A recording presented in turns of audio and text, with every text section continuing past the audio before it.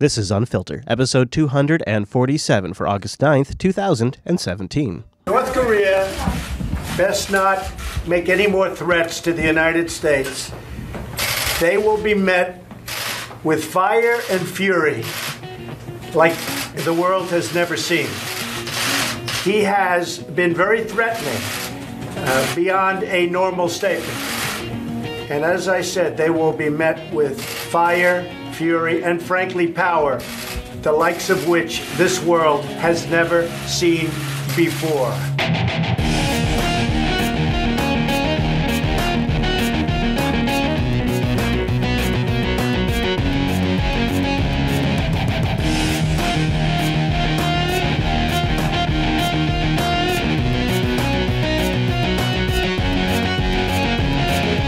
Coming to you live from the nuclear fallout shelter in Northwest Washington State, this is Unfiltered, Jupiter Broadcasting's weekly show about the news you shouldn't be watching. I'm Chase. Over there wearing the gas mask just in case the fallout reaches us is Mr. Chris Fisher. Hey, but you know, it's funny. I learned recently that a friend of mine that I've known for a while actually has a bomb shelter from like the 70s. Wow, really? I don't know why it was built in the 70s, but it was built in the 70s, and they just use it now as storage.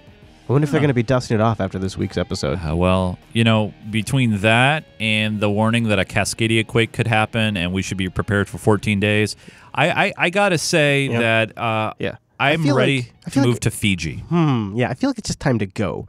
I wonder how RVs do in earthquakes. Because, you know, I got I got big rubber tires. You'll be fine. I got suspension. But the one thing you got to worry about, I think, buddy, is fuel. Because you need to keep things running. Oh, you mean if, like, there's a big collapse. Yeah. Well, yeah. I mean, you got to be ready to sustain yourself. Yeah. They say in about 7 to 14 days. You know, they say that the equipment in your RV is sustaining a earthquake that is, like, on the Richter scale, say, about 4. Oh, wow. While you're going down the road. So that's what like your TV and your computers and all of that are shaking like an earthquake would shake them at a factor 4 on the solar Richter panels, scale. buddy. Yeah, lots of solar panels on that. Solar and fuel, you know, I got a 100-gallon tank. I could stretch that out a while. Yeah, just go downhill. All right, so coming up on today's episode, though, we won't be planning for the end times just yet. In fact, perhaps there's nothing to worry about. We'll get into all of the North Korea stuff that is really a big discussion point this week. We also have a few updates on the Russia investigation, as well as some really interesting things in the high note that we're going to wrap it all up with. Nice. But, you know, Chase, yes, you know how we do. We always start with some cyber. We do. And there is a big arrest after a years-long investigation of somebody who was responsible for some very, very serious cyber threats against a school.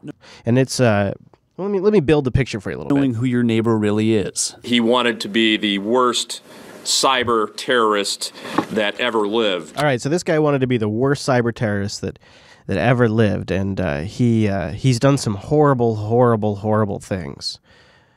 Well, or he was just a dumb boy who said some stupid stuff in a chat that wasn't even meant to be a public threat. I'll let you decide. All right. Well, a mystery is over in Plainfield this morning. A man is in custody facing charges of making a series of bomb threats there. Matt McCutcheon has been following this still developing story. We still had so many unanswered questions this time yesterday morning. Now we've got a lot of those answered. A closer look, but still the mystery continues this morning to a degree about why he would do this.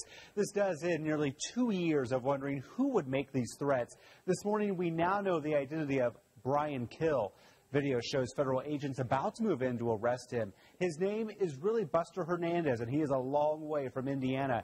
He's a 26-year-old Bakersfield, California resident facing federal charges including cyber threats and sexual exploitation. So Mr. Kill here seems like a real decent human being, that's for sure. Totally, yeah. But here's essentially what happened, is he gets in this back and forth with an underage girl in Indiana. He's in California. And he essentially says, if you don't send me the nudes, I'm going to blow up the school you live at. What? This report was in 2015. Plainfield schools had to cancel classes after threats started to spread, which also included threats to the mall there in Plainfield. Now, here's where the story sort of is taking some artistic license. He didn't really threaten the school. He threatened the girl, and she shared that information with the school. But you see, this is being painted as a big cyber boogeyman who was making threats directly against the school. That's not exactly true. He was threatening the girl, not justifying that, But it's different than actually issuing a threat to the school, Right. which they then not only close school down, but then after that, after they open school back up, kids couldn't have backpacks. What? Detectives believe this spans multiple states, and this morning there is relief for families knowing that this person has been caught. It was scary knowing that your kids are out there and that they didn't find this person. And is it somebody that lives right next door to us?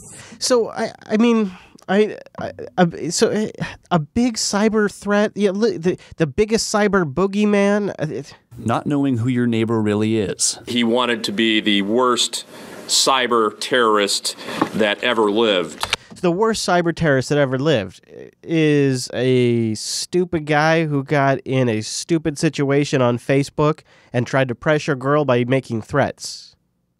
That then gets presented to the school. The school shuts down. Parents become scared.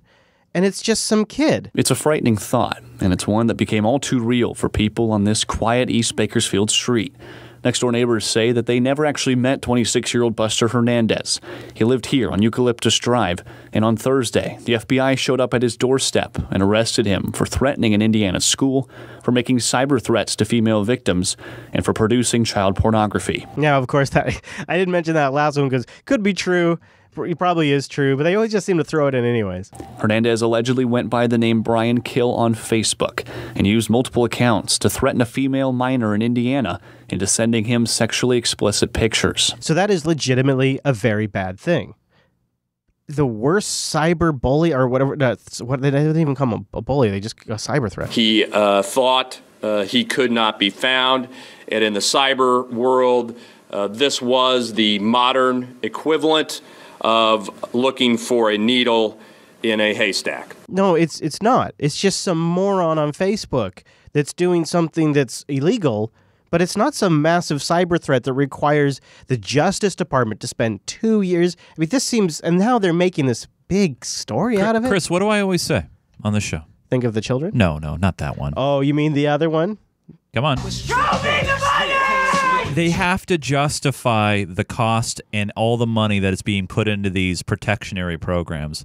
And when you have an opportunity, with the help, unfortunately, of some media outlets, you're able to capitalize on that and really exercise your worth. That's all they're doing. Listen to how they end it, too. It's like they really double down on the think of the poor children thing. On this quiet East Bakersfield street, he did it all while living right across the street from an elementary school.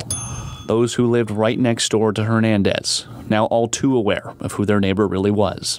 I mean, okay, so he's a bad guy. He's a screwed up perv. Yeah. But this story starts with not knowing who your neighbor really is. He wanted to be the worst cyber terrorist that ever lived. That's not cyber terrorism. It's not. The school freaked out because he was in California. He was never going to bomb the school. So what do you think the true picture that they're trying to paint here? Like, kind of a brief analysis. Like, why would this situation blow up to what happened? Well, either society is now what we say and do online, and I'm an old fogey, and I come from an era where your online persona is maybe not 100% reality. I mean, it just, to me, seems like everybody on Facebook's a bunch of fake bastards. Everybody's fronting. So you don't take everything posted with 100% truth to me. That's, to me, like it's like when Trump tweets, I'm like, okay, that's serious, but I mean, it's a fucking tweet, right? But today, I think maybe the new reality is everything on posted on Facebook is like saying it in public to somebody's face. To me, they're two very different things. And just to tangentially point out, I have had people that have trolled me and trolled me and trolled me, and then I meet them in person, and they're cool as ever, and they're nice, and they're friendly. It's like it's a totally different thing when you meet people in person. Yeah. So I don't know. I'm not trying to condone his behavior, but to me it sounds like a bunch of hype. It's trying to make up. It's trying to justify additional resources to pay cops to sit there and police Facebook. It's to pressure social media companies to help them sort out terrorists. Give them the keys so they can see the encrypted messages and data. Awful. It's just, I don't know. There's another story that really has me just shaking my head this week in our quote-unquote cyber section.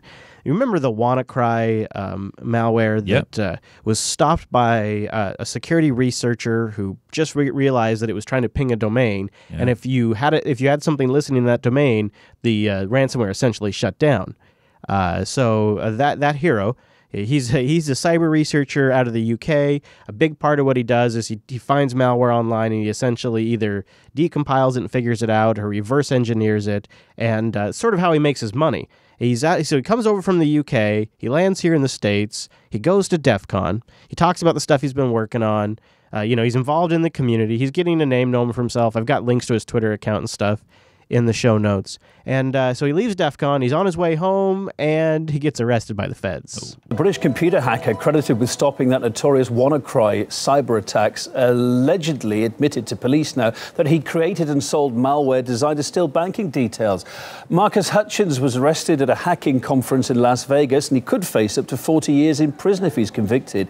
Even so, his lawyers say he plans to plead not guilty on 6 accounts of creating and distributing a dangerous computer virus. Now, Marcus Hutchins is a 23-year-old self-taught cyber expert. He's now being charged with creating and distributing the Kronos virus, which spreads through email attachments and steals banking details from infected computers then.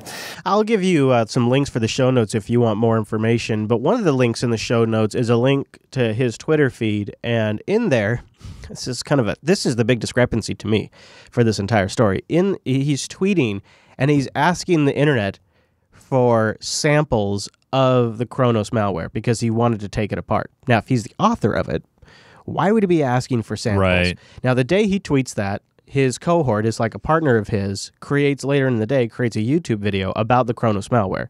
Presumably, he may have gotten his hands on it, they looked at it, and they did a video. However, looking at the timeline, part of their case against him is that it looks like he had some involvement with distributing a copy of that malware, and they're using the video that his partner made as proof, and so they're both going to have to testify. And there's people that are trying to raise money to help him out. They've revoked his passport, so he's stuck here as this is getting worked out, and they're claiming that he distributed the malware, which may be technically true. If he got a copy of it and then wanted to take it apart and wanted to share it with people to take apart, they could be right, because I believe the law is if you distribute the malware, the provision they're hitting him with in the face is if you distribute the malware to 10 or more computers. And so if he shared it with a few systems and they have a few systems to test it on, they very well may have him on a technicality. Oh boy. So it's a story I'll be watching a little bit. And the guy did good work with WannaCry too, helping shut that down. That was good work. And probably was, I'm sure, a Putin operation. Well, he must have put on a white hat that day. Yeah. Maybe it's just not that simple. Maybe it's not 1 or 0 when it comes to these people. Yep. These people. So Putin's always watching things, playing 4D chess, and one of those chess pieces, of course, is Paul Manafort. And it's looking like about a month ago, something very interesting went down, and we're just finding out about it this week. CNN has just learned that the FBI raided the home of former Trump campaign chairman Paul Manafort. This is CNN's reporting. The Washington Post has additional reporting on this, saying that it was in the early morning hours late last month. This was one day after, you'll remember, Manafort struck that deal with congressional leaders to meet with them voluntarily behind closed doors on the Hill to meet with staff for the Senate Intelligence Committee. Jessica Snyder, our justice correspondent, is following all of this. Jessica. This is interesting. We don't know a lot of information, but note it was the FBI, too. And remember, what's the basics of getting a search warrant? Do you guys remember? What do you mean the basics? Like, to get a search warrant, what do you need to have? Oh, evidence or compelling evidence or reason? Probable cause. Yeah, I guess that's another way. That's probably the correct way to put it. Yeah. They don't just hand them out just for fun and for hunting expeditions. No, that is very true. So also speaking about I don't have a lot to say about this one either, but this will be one of those stories where eventually we'll learn more. Mueller has a grand jury, and now he wants documents. This late-breaking story from the New York Times tonight, Friday. Mueller's investigators bearing down on Michael Flynn's financial ties abroad, now asking the White House for documents related to Flynn, and they've questioned witnesses about whether he was secretly paid by the Turkish government during the final months of the Trump presidential campaign. This, according to people close to the investigation who spoke with the Times tonight. Now, the request... Now, that's pretty interesting. So they're really digging in on Flynn. They're really trying to figure that out. And so, yeah, you also heard him mention there is a grand jury that's been impaneled. This is actually the second grand jury. Kelly, bracing news for the White House from the Wall Street Journal, which just reported that Special Counsel Robert Mueller has impaneled a grand jury in Washington to investigate the links between the Trump campaign and Russia. Now, this is a broadening of the investigation from the one that he began when he was appointed by... Now, a grand jury is usually a panel of about 24 jury members, and you present them with evidence before you take it to a trial, and they decide if it's legitimate or not. And often you'll impanel them in a district where you want to maybe do some trying. So that's an interesting thing. It's also for, evidence collection. There's a lot of reasons. It's not necessary for, charges. And it's also, the reason why it's getting so much attention is it's also necessary to issue an indictment. So it's like you have to get this. Yeah, that's yeah. So here's a little bit of inference. Bloomberg has a law professor they bring on to kind of break down what this new impanelment of a grand jury really means. What can we deduce, if anything, about the rate of progression of this investigation and at what stage we're at? Well, I mean, by any measure, it's early in the investigation. Impaneling a grand jury would suggest he has some evidence to present to that grand jury that could lead to an indictment. So I want to just stop right there. So we're early, but it looks like this is probably a good indication that he's got some evidence. Now, you just take that in also consideration what we just heard about Flynn. We could have some sparks. But we have no idea whatsoever the target or the subject of that possible indictment. It could be anything from low-level hackers to people who are tangential to the core issue of how the Russians meddled in the election. So it would have been a surprise if at some point he hadn't impaneled a grand jury, but there's no question the timing of it is news.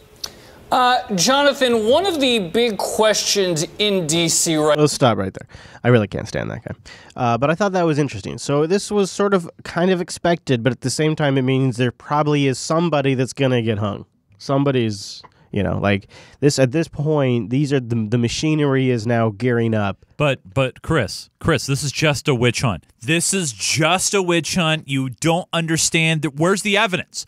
I haven't seen any evidence, Chris. I think you're gonna see a big talking point being that in D.C. the jury members are with the ratio that they're gonna kick around is with a ratio of 1 to 10 Democratic. Oh yeah. I mean, you look at his staff. It's like they all donated to Hillary Clinton. Where's the evidence?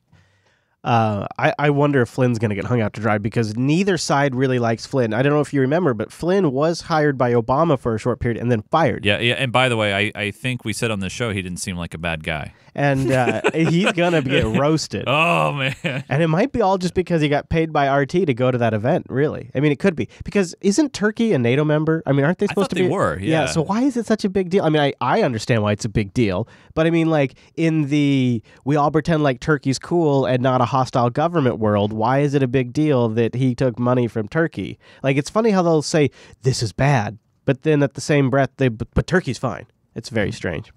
We have more leaks, and I think that's probably where we should transition to. Michael Flynn, one of the OG leaks out of the Trump administration these days.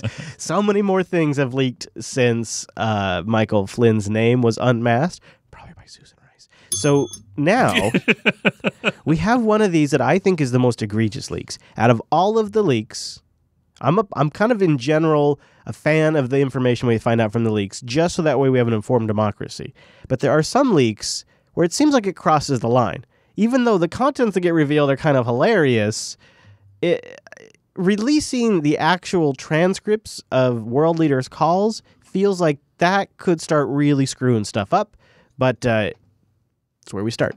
The White House furious this evening over new leaks.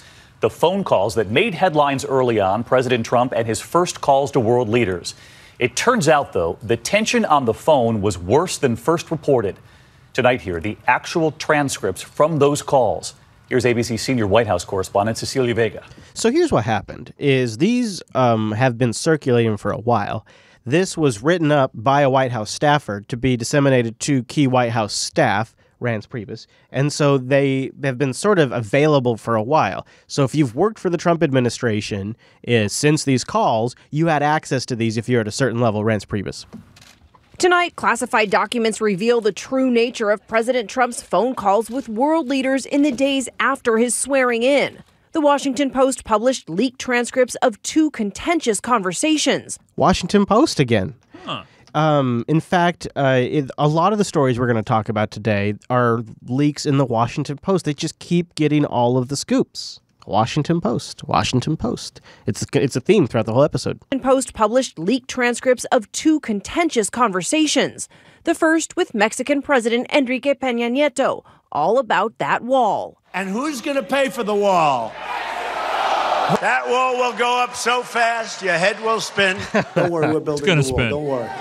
But on the phone, the Mexican president is firm, calling the idea that Mexico will pay for the wall completely unacceptable. President Trump responds, "The fact is we are both in a little bit of a political bind because I have to have Mexico pay for the wall. I have to.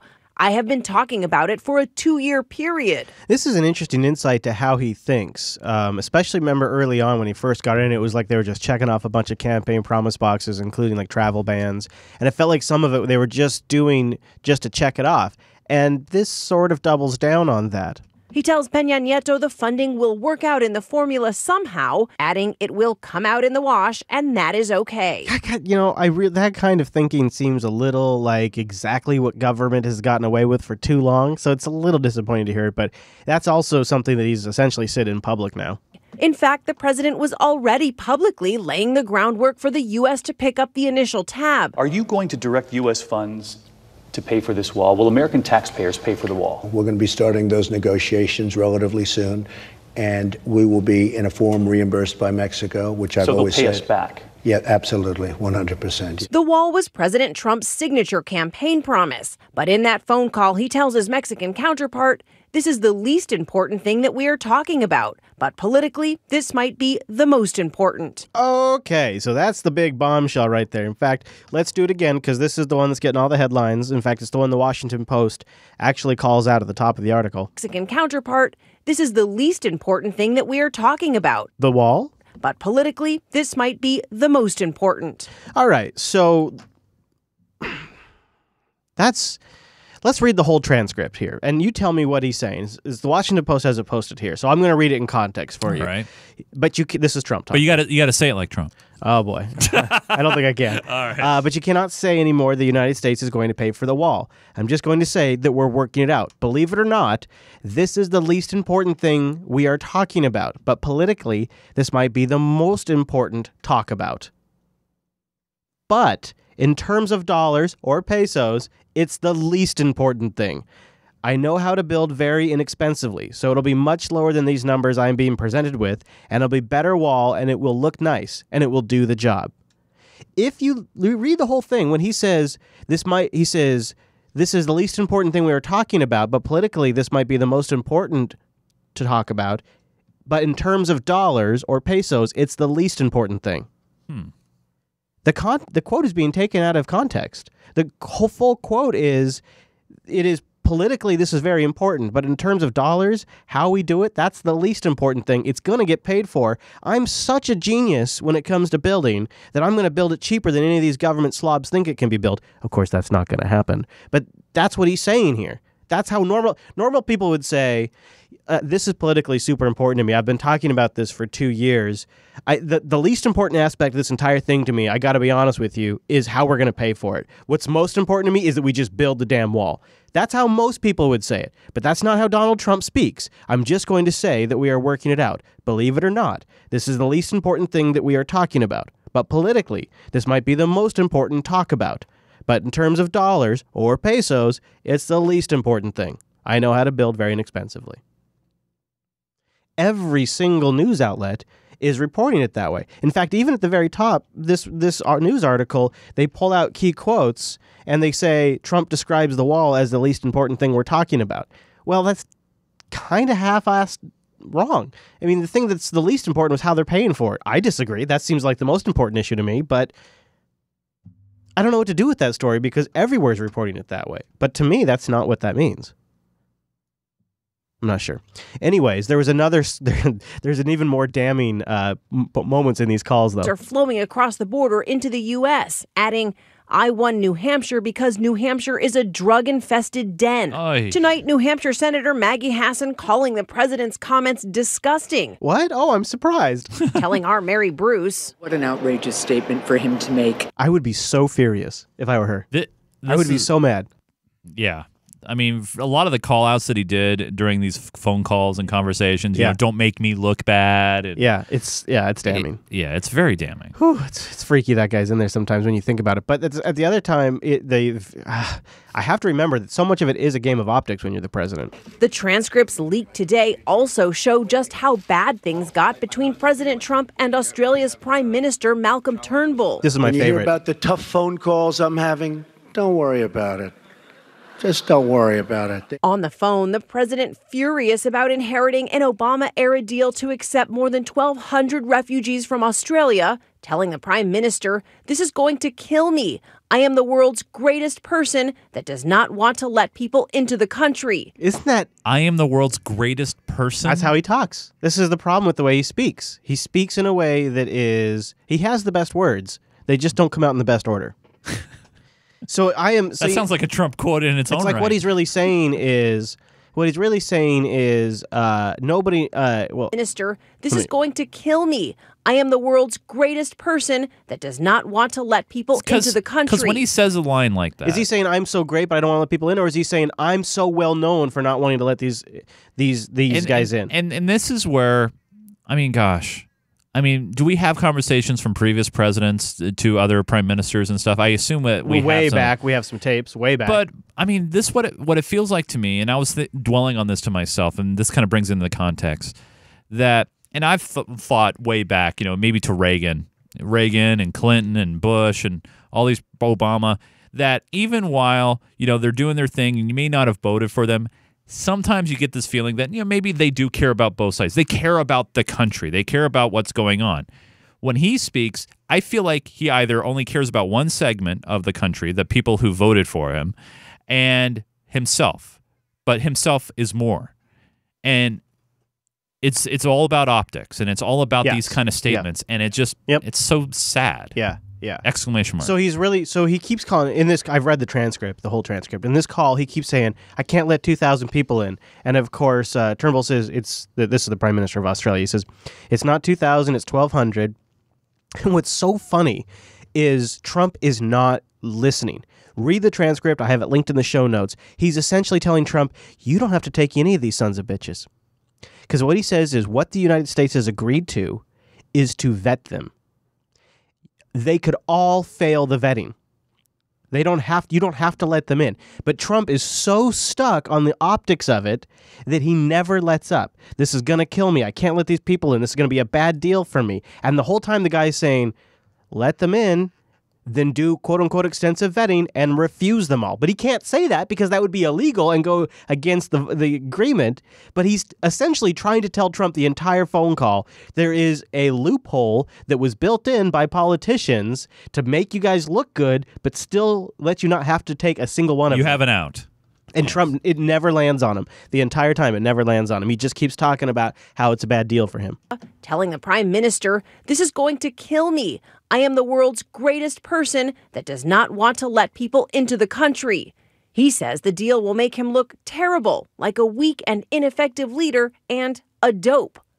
The president abruptly ending the conversation. That is enough, Malcolm. I have had it. This is the most unpleasant call all day. Putin was a pleasant call. This is ridiculous. Really? He had to mention that? That's so great. It's so great. And here's what I think. What if this is a Trump negotiating tactic where he knows that I can pressure him about the image of it. I can play into people's stereotype about me. I can use this as leverage to try to get him to move. And then I'll throw this Putin line at him to really tell him to make him really think I'm upset. And then he ends the phone call. And that's where he starts the negotiating from.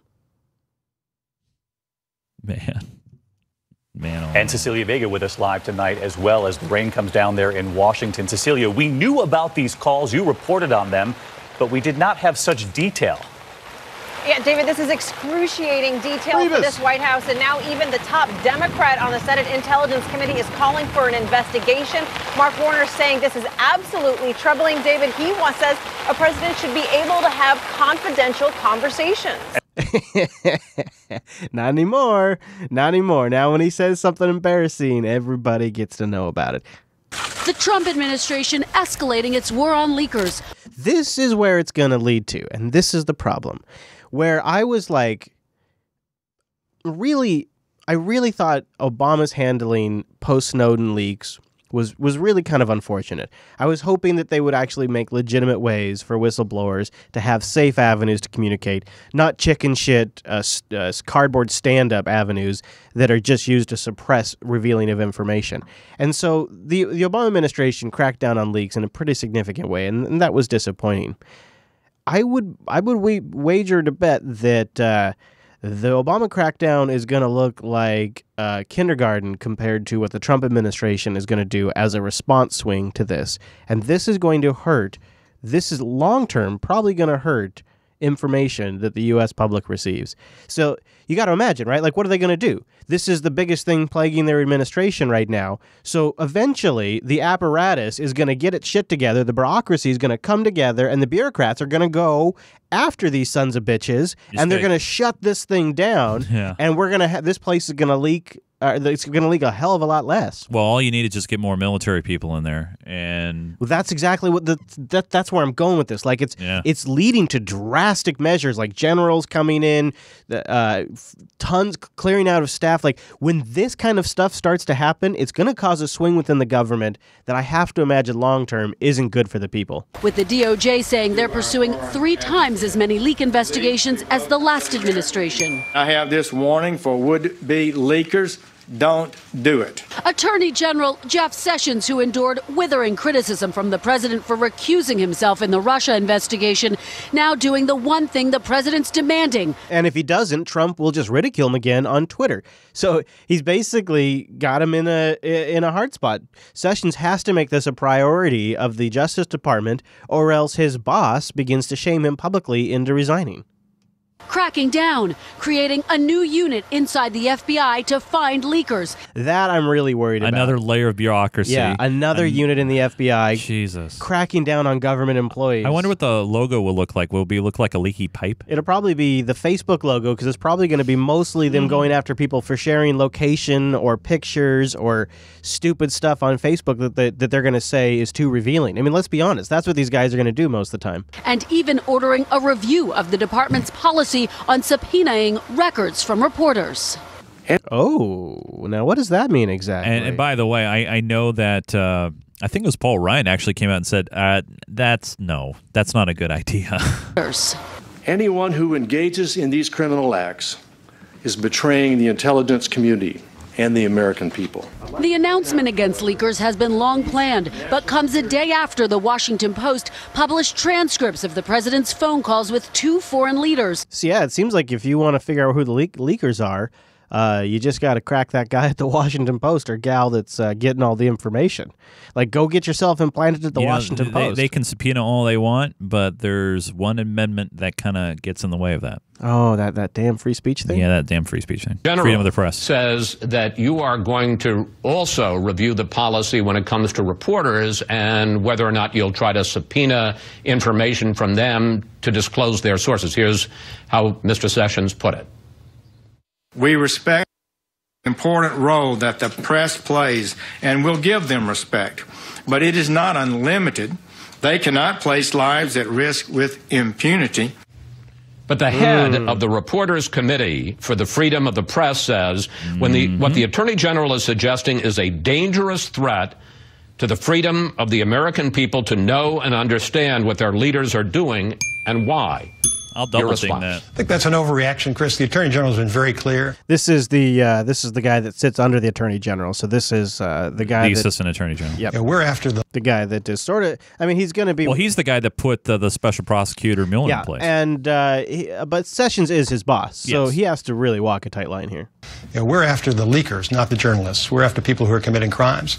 And so we're going to devote the resources we need to identify who is responsible for those leaks and who has violated the law and hold them accountable. Well, Well, there are a couple of aspects to that. First of all, you say you're after the leakers, not the reporters. President Trump has reportedly suggested at one point prosecuting the reporters if they leak if they publish classified information. Are you ruling that out? Chris, we have the same position on that, I think, as Attorney General Holder. That is that we don't prosecute journalists for doing their jobs. We look at the facts and circumstances of each case, and we determine whether somebody's committed a crime and whether it's appropriate to hold them accountable for it. How do you feel about that answer? We don't need to let him go on. It's a non-answer. Is that how you feel? Yeah. Yeah. I mean, when they file their first lawsuit, then we'll see what happens. But right now, I feel like it's just kind of a bit of a scare tactic. So just a couple of more Trump things before we get to North Korea that I want to talk to you about. Now, you know that I have had this weird-ass conspiracy bacon theory on the show for a while now. And it's been peppered thick bacon, too. Is it okay? No, maybe it's not. It's not a conspiracy. I'll frame it differently. Frame it as a thought technology in which to view information. How do you like that? Okay. A thought model, if you will. So, I've proposed that the reason why Obama golfed so much and the CIA director golfs so much and the FBI director golfs so much and President Trump golfs so much is... You've said this before. I know where you're going. Is they can go out there and they can have a friend, or they often have some people in their administration with them, and they can have conversations that don't have microphones, that don't get leaked, and that don't have to be official. They can be on the record. They're playing a game of golf. They're not meeting with somebody, so there are all kinds of legal loopholes with that they don't have to be documented for the president or the FBI director or the DNI, or the CIA director. All of them who are constantly golfing, meeting with people on the golf course. It, to me, seems like it is a classic politician's unofficial meeting place, where they can have conversations about the guy they're going to kill, or the place they're going to invade, or the money they're going to launder, or the heads up on a thing that's coming down the pipeline, or the strategy they're trying to formulate. They can talk about it frankly, whereas if they talk about it at the White House, some son of a bitch is going to leak it to the Washington Post. Right. Now, I don't know if this is true, but use that thought technology as we listen to this next clip. For President Trump, golf is more than just a game. It's a way of life. It seems he'd rather entertain world leaders like Japanese Prime Minister Shinzo Abe on the links than in the White House. Now, you know what's interesting? Nothing that they've talked about at the golf course was leaked. Nothing that he's talked about with any world leader he's ever met at a golf course has ever been leaked. Yeah. That is interesting. Yeah. And Trump casual? It's not jeans and sneakers. It's khaki pants and golf shoes, even for a visit to tour the U.S.-Mexico border as a candidate. In March, the president held a meeting with several cabinet secretaries at his course near Washington, and he's spending a 17-day working vacation at his Bedminster, New Jersey golf club. And I will bet you nothing leaks. I find that to be a very interesting possibility. Plus, they get to screw off and play golf and get sunshine and get some exercise. Like, I'm not denying there's also that positive aspect. And what about the pay going back to his clubs? Right. Well, I mean, that's definitely one thing to talk about. But the other thing that's the thing the media loves hammering him about, of course, is how much he went after Obama during the election. Oh, gosh. The hypocrisy is amazing. Everybody loves, this is something that gets pointed out constantly, of course. And Obama for golfing. Everything's executive order because he doesn't have enough time because he's playing so much golf. I'm going to be working for you. I'm not going to have time to go play golf. He played more golf last year than Tiger Woods. I love golf. I think it's one of the greats, but I don't have time. But I'm not going to be playing much golf, believe me. If I win this, I'm not going to be playing much golf. At this point in his presidency... I got a theory for you. Because what do we know about Donald Trump? There's probably only one thing he likes more than golf. Maybe his family, but besides that... Money. No, Donald Trump. Oh, wow. What do we just see from those leaks? He's constantly talking about how it's going to look for him, how it's going to kill him, how it's going to be perceived. He wants to improve his golf game. He knows the media hits him on this constantly. He knows because he watches we know he watches the news all the time. He's very... No, he watches Fox all the time. But he's very aware. Even Fox has a story this week about it. They did cover that? They do. They don't often, but this week they do. Wow. And I'll tell you, you know what? There's got to be a bigger reason why he's doing it. I'm just putting that out there. He must know. He knows how it looks. He knows what he said. And he got into the office and they're like, Mr. President, let me tell you a little secret. These golf outings are more than just playing golf. This is a way for us to have an off-the-record conversation. And Trump's all about having off-the-record. I mean, as soon as you tell Trump, this is how you can have off-the-record conversations that don't get leaked, he's golfing all the time. Let me ask you this, Chris. I mean, I know you have some great children's. They're good kids, right? How many times have you told them not to get that cookie in the cookie jar? And, or fudgesicle in the freezer. Or a fudgesicle in the freezer. Yeah, and then all of a sudden, you notice around the mouth, there's a little bit of fudgesicle there. And then you ask them, hey, what are you doing? Well, what's that? Oh, nothing, Dad. I think, at some point he's going to get caught. You think... if what you say is true. Yeah, I agree. I think this administration, eventually that's going to leak out. So eventually be like, hey, you know why Trump goes on all these golfing? He's having illegal off-the-record meetings. There'll be a mic in the club face and or then something. they'll be like, is there obstruction? Is he talking about the Russia investigation while he's golfing? Like, it'll be a huge controversy, I bet you. Yeah. I don't know. Because the thing that holds true for me is the one thing that Donald Trump is always the most aware of is how Donald Trump is perceived. Oh, yeah. And so he has to be aware of the way this looks. There must be more to it than just playing golf. Or this man is so fucking crazy about golf that he's willing to be hit about this from every network now. And I just don't, that doesn't compute. I think he bends over backwards to make the world see him in a certain way. Well, it also personally bothers me that, he's spending the time at the golf courses of his own. Like, it's money that's going essentially back into his company. I agree. I think, though, I think that's because he has to go on safe territory where he knows things aren't going to leak. And his golf clubs, if that's the right courses, whatever, resorts, are safe territory. They're like the places he knows because he controls everything about them. Yeah. So he knows if they're bugging him. I mean, I know it's bringing in money. Oh, yeah, totally. And he goes up and he chats with people. And which makes it weird when, he comes out and he says, we need to stop stop transgender people from coming into our military because we're wasting so much money on it.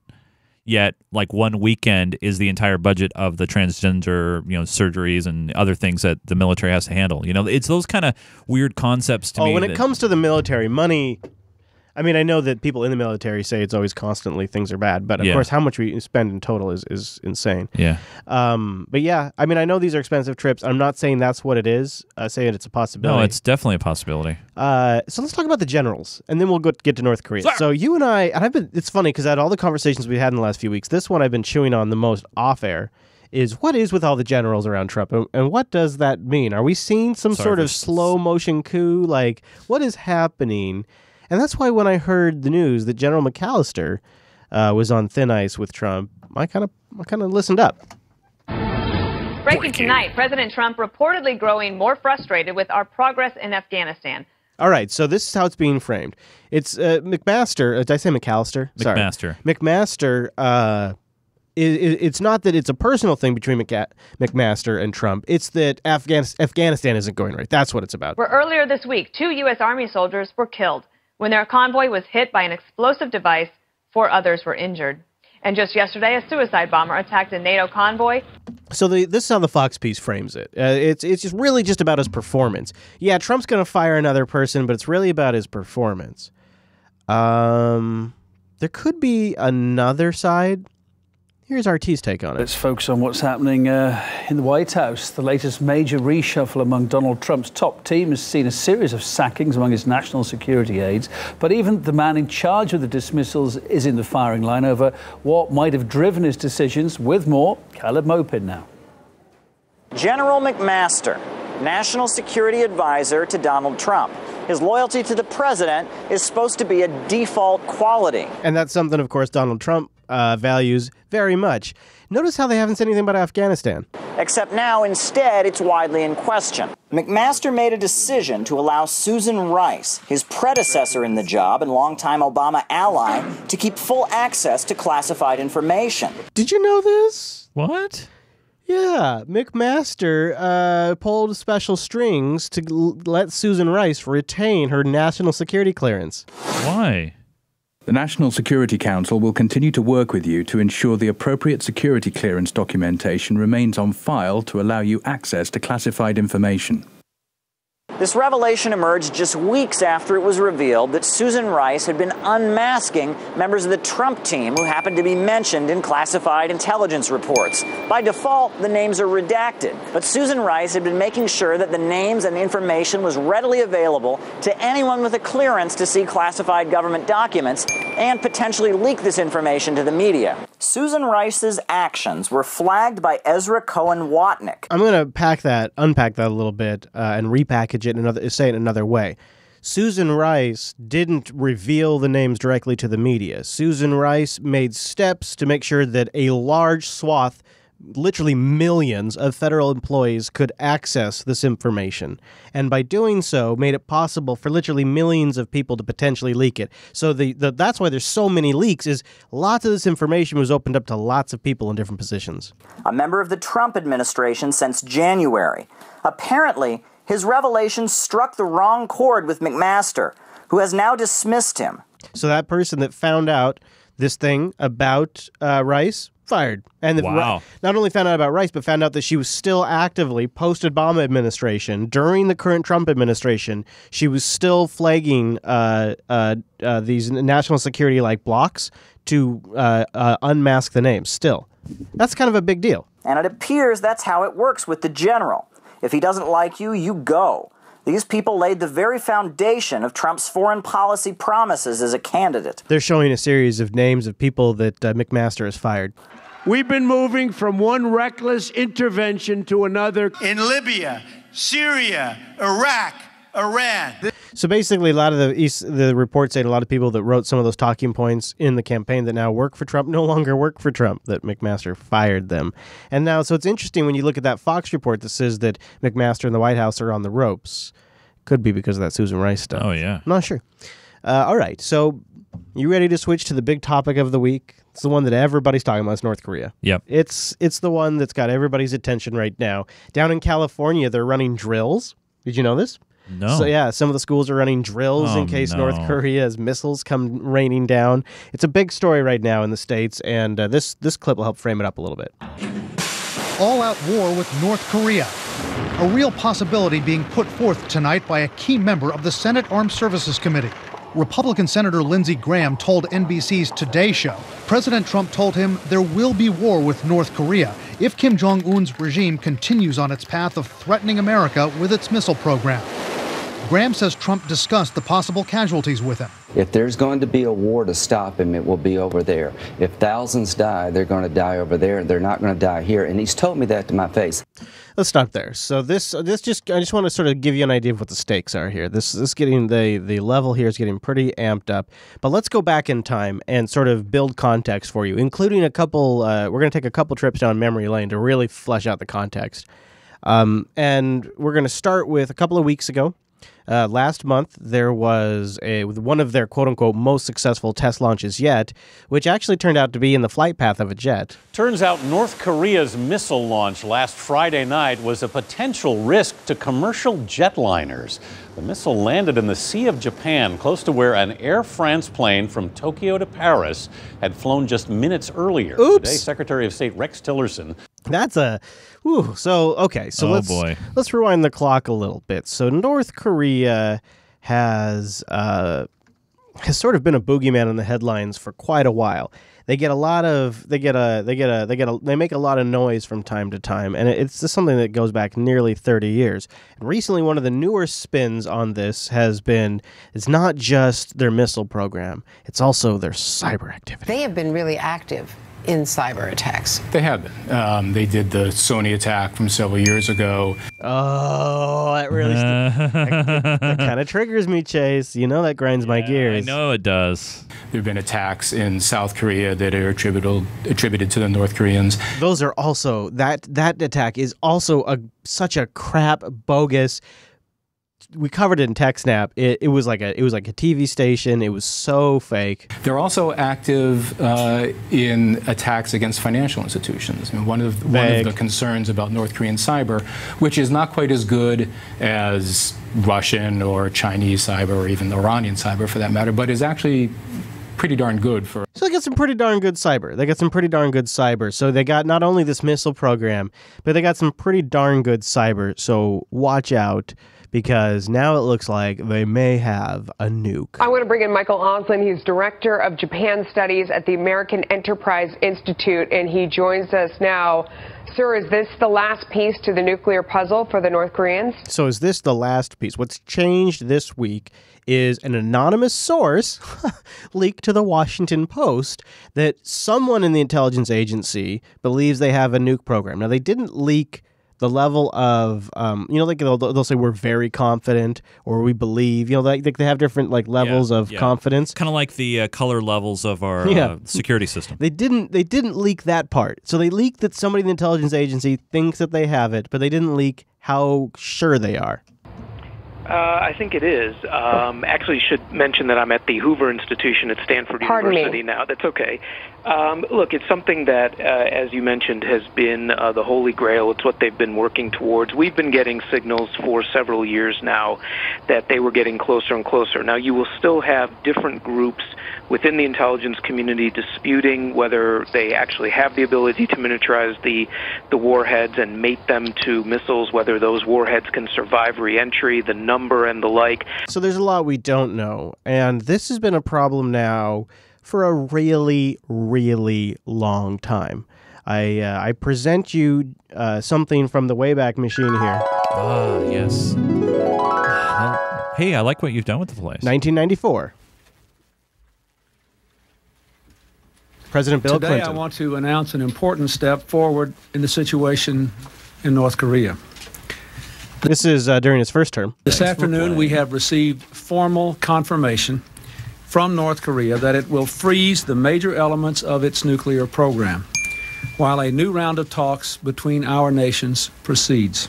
All right, so then we flash forward to Bill Clinton's re-election, and guess what was the topic of the debates? Now, the question is, what should we do with North Korea? This is a very serious thing. North Korea has said they want a non-nuclear Korean peninsula. So, of course, this was a topic even in 1999 when future President Donald Trump in 1999 jumped in on it. We heard Donald Trump today. Let's listen to him back in 1999. Watch this. Thanks. First, I'd negotiate. I would negotiate like crazy, and I'd make sure that we tried to get the best deal possible. The biggest problem this world has is nuclear proliferation. And we have a country out there, North Korea, which is sort of wacko, which is not a bunch of dummies, and they are going out and they are developing nuclear weapons. So this is 99, where Trump was apparently tapped in and tuned in to that. He actually sounds a little, like, logical there. Yeah. That's weird to me. I'm sorry.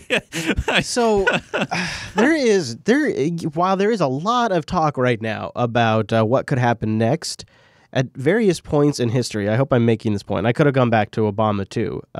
This has been a huge story. This exact situation has happened, but there is something new now. There are situations that are different besides just Trump, but we'll get there. We will get there. A newness, if you will. There is a newness to this situation, Mr. Nunes, and it begins with actions on both sides. So let's start with our side and the new sanctions. North Koreans lining up to watch state-owned TV, threatening the U.S. with a thousands-fold revenge for what they call villainous UN sanctions. So we got these new UN sanctions, and the big deal about these villainous UN sanctions isn't so much what they do, because they could do a lot more. It's more about who they do it with, and that's the really big deal, because your good buddy, my friend, Vlad, he signed on to the new sanctions, but even more importantly, China signed on to the sanctions. Yeah. And that's a really big deal because China has an important role in this. Haley has spoken about why it's so important that China gets on board with efforts like this. China is North Korea's most significant ally. 90% of North Korea's trade is credited to China. And the question now moving forward on this is whether China will follow through and actually implement these sanctions. A senior State Department official says that the list of things that China could be doing is still much larger than the list of things China has done on this front to confront North Korea. So this is all part of what the Secretary of State is doing in Southeast Asia right now, trying to get U.S. allies and U.S. adversaries to come on board and really cut North Korea off from to isolate them, to punish them.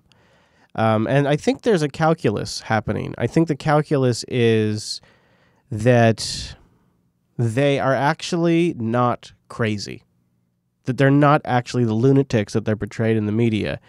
And I think that there is a two-pronged diplomatic message being sent. And the first prong, the tip of that spear, is the Donald. North Korea best not make any more threats to the United States. They will be met with fire and fury. You notice this is his speech cadence, not his random blabbing cadence. This is Donald Trump has a prompter cadence, which this one is, and he has his rambling cadence, which is the ones we heard in the leaks. What I want to know is why is it that Trump, the whole fire and fury thing, is very similar to what Harry Truman said, President Truman. Because I think he's trying to send a message, I guess? Yeah, but, I mean, is he trying to mirror Truman here? I mean, his words, I mean, they're almost too exact. I don't think he wrote them. So watch. Now, the rest of the speech, he starts looking down at a piece of paper. All right. Like the world has never seen. Right there. Boom. He starts looking down. He starts reading. From this moment on, he's essentially checking his notes as he goes. This reporter, they knew was going to... This reporter was probably, hey, ask this. You know. He's reading, still reading. Been very threatening beyond a normal statement. Now, there's a moment in here I believe is improv, and I think he has a tell. And as I said, they will be met with fire. So now he's reread the notes, and he's repeating it. So this isn't improv. He's just making sure he's got it all, so he's rereading it like a good little boy, like he's been told to. And as I said, they will be met with fire, fury, and frankly... Right there. That's the improv. This is where Donald Trump's like, I'm the boss. I can say what I want. I add my own thing. This is where he's like, this is where Donald Trump says... He adds his own little line. I'm still the decider. I put a little flair in there. It's the same message the boys wanted me to pass along, but I added my own flair. So when he says, and frankly, that's him switching from script to improv. Met with fire, fury, and frankly power, the likes of which this world has never seen before. Now, he said that before, but people really freaked out when he said that. And North Korea had a pretty strong response to Trump's attitude and the sanctions. As expected, more rhetoric from North Korea. A short time ago, the state-run news agency KCNA issuing a statement saying that North Korea's military is, quote, examining the operational plans to strike around Guam with medium to long-range ballistic missiles. Ooh, we're going to get you. I mean, it's pretty specific. They went on their state television and said, we're making plans right now to strike Guam. And that's amazing. And you bet the nuke hype went into 11. Of course, it's not just Washington and Seoul on high alert. North America's west coast could theoretically be within striking range. And while the reality of that happening remains far from clear, some people in California are preparing themselves. By the way, that guy in that B-roll they're just sort of playing in the background, yeah, he's holding radiation detectors. Oh, man. Kim Brunhuber has that. Of course, the last thing these young Californians are thinking about is North Korea and those so-called unexpected gift packages the regime threatened to send across the Pacific. But some Californians over 40 are getting that feeling again, the one they had growing up during the Cold War. Oh! That at any moment, in a flash and a cloud, everything could end. I do think about it, and I'm really scared. I mean, I think what we need to start thinking about investing in is to start building bunkers. Wow. That's how serious I take it. Now, this has been going on for 30 years, but, she's so scared she's going to invest in bunkers. And maybe it's because some media, not all, but some, like your good buddy, my friend, Bri-Y, Bri-Y, are trying to scare the hell out of people. I love Bri-Y. He's really, Chase, Brian Williams, he's the new face for 11 o'clock. Yeah, which is he is really trying to scare the hell out of people, and it's not me saying that. It's Brian Williams. Might even think about something preemptively. Malcolm, our job tonight actually is to scare people to death on this subject, so the talk isn't as free as it is. You know what? He stole that from somebody. You know, yeah, it is a saying. He does this. This is what he does. Right, but he does it so clumsy that, remember when he talked about the beautiful missiles? Remember how he just butchered that whole thing? There was a Vox strike-through video a few days ago talking about how newsreaders and reporters have a responsibility not to be monotone, but actually tell it like it is, and show feeling. And here's Brian Williams. So I'll play this, stealing. And then I kind of. It actually is to scare people to death on this subject, so the talk isn't as free as it is. To summarize what he's stealing, the theory goes that if everybody is sort of bored and sort of nonchalant about everything, the duty falls upon the vocal to whip them up into a frenzy to get them to act, because that's what it takes to get them to act at all. And so the grand justification there is, well, it's my job to whoop them up all into a fury so that way they actually do something. Otherwise, they're just going to sit there on their lazy asses drinking Budweiser. Yeah, or they think, when you have a reporter or an anchor say something very serious and they start joking around with the panel, they're like, man, can you believe Trump is doing this? Ha, ha, ha. People don't take it seriously because they feel like it's not really that important. It's not a big deal. It's true, because everything's so political, I guess. Yeah. Let's talk about Guam, though. Let's go back to Guam for a second. Poor Guam, man. So I started looking into some stuff about Guam. Some of this I knew from World War II history. Some of this I didn't. I just got to play a little bit of this for you guys. This is a piece from Australia. After I saw this, I really feel bad. Like, you got to think about the people. There's some good people there. The people on the island right now who are technically U.S. citizens but have no voting rights are just sort of pawns in this really awful situation. And this is just part of an ongoing shit sandwich that has been served up to the Guam people for quite a while now.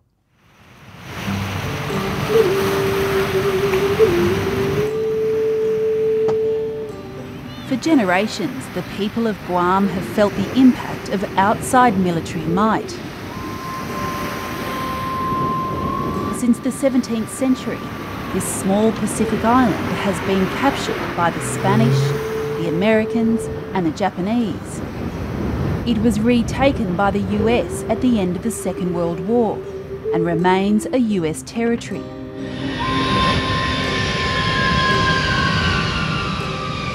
Today, American military bases take up a third of the island.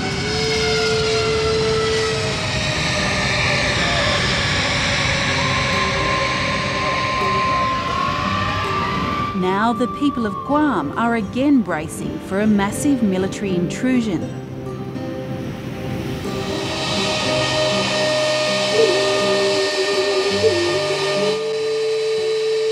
America's military planners have decided Guam will become a rapid response platform in the Pacific. 8,000 Marines and 9,000 family members will be transferred from Okinawa, Japan. There'll be a huge build-up of military hardware, including new Air Force surveillance capabilities, the hosting of nuclear aircraft carriers, and a ballistic missile defense task force. Now you can kind of get an idea of why maybe North Korea would be targeting Guam. By the way, it's kind of interesting why Australia, you got this report from Australia, Guam.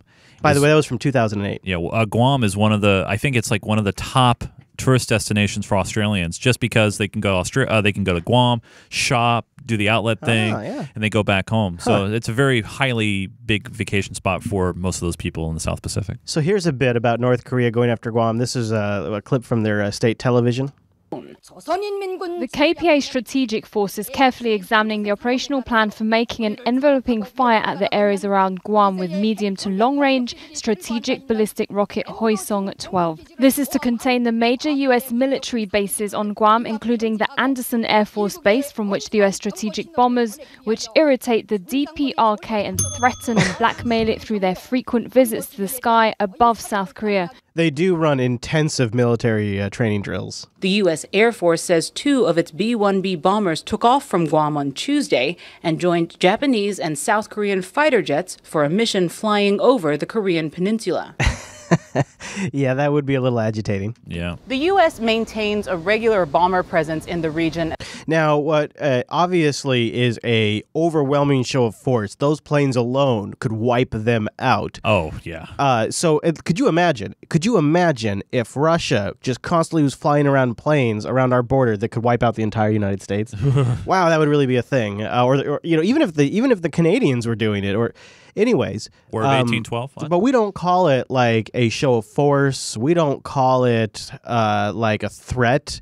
We don't call it like we're standing by to blow your asses up any second. We have the most 1984 Newspeak Orwellian term. As part of what its Air Force calls a demonstration of its commitment to security and stability.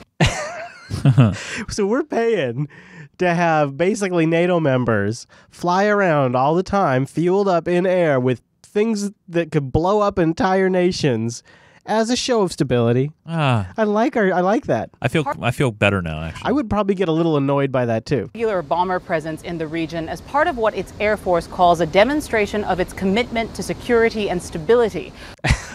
I like that. I like that a lot. So you got Trump, who's talking super hard. He's, watch out, fire and fury, like the world has never seen before. Really like, watch out, the madman's coming for you. Although you got to admit, it looked like he was reading from a script. He's almost looking down for his talking points. First part, he's looking right at the reporter that asked the question, but the second part of it, he's looking down at a piece of paper. He wanted to get Truman's quote right. And so on the other end of the spear, you have Tillerson, who's playing good cop, and he says there's nothing to worry about. Notable that the Secretary of State made these remarks on his way to Guam, the island that North Korea says it's carefully considering an attack on. Oh, yeah, that's kind of a relevant part, too. In fact, he is so underscoring the point that he's in Guam. He's going to Guam. I don't think, it's one thing to be a politician and say anything for the camera. It's another thing to actually put your ass in Guam. Be there, yeah. The Secretary says that he has thought of no change in plans to that itinerary coming back to the United States. He didn't want to avoid Guam, and he says he believes there is no imminent threat. I think Americans should... By the way, stop. See the monitor behind him? Just keep an eye on it, because you can see where he's coming from. Yeah, it's true. He's coming from the Philippines, I believe. Sleep well at night. I have no concerns about this particular rhetoric of the last few days. I think the president, again, as commander-in-chief, I think he felt it necessary to issue a very strong statement directly to North Korea. But I think what the president was just reaffirming is the United States has the capability to fully defend itself from any attack and defend our allies. Yeah, he's trying to scare the shit out of him. He's trying to say, the world thinks you're crazy and the world thinks I'm crazy and I'm going to out-crazy you. I really think is what Donald Trump was doing. And then you got Tillerson there coming to play the diplomat. Shouldn't it be the other way around? I mean, shouldn't we have a president that's kind of calming the American people down, saying that this is not a huge threat? Picture it for a moment, though. Yeah. So imagine for a moment if what happened is somebody from the intelligence agency that's inside of Kim Jong's head says, crap. I got to say something. He said, okay. I don't want to forget this. President Trump, Rex Tillerson, they believe the intelligence that North Korea has a nuclear weapon, right? They believe that intelligence, but they don't believe the other intelligence. You can't believe one section of intelligence and then call out your intelligence agency. Well, I suppose. I could see it, but so you got to figure like one set of intelligence is coming from the guys that they've put in, and another set of intelligence is coming from the guys Obama put in. Fair enough. Okay. So I think I back down. But I think probably what's got to be here is like they got to be playing into the perception around Trump. Especially around North Korea's perception of Trump. Mm-hmm. That could be what's happening, or it could be he improved. Either way, Tillerson's going to be hanging out in Guam. And I think people that are running the show know that this has been going on for like 30 years.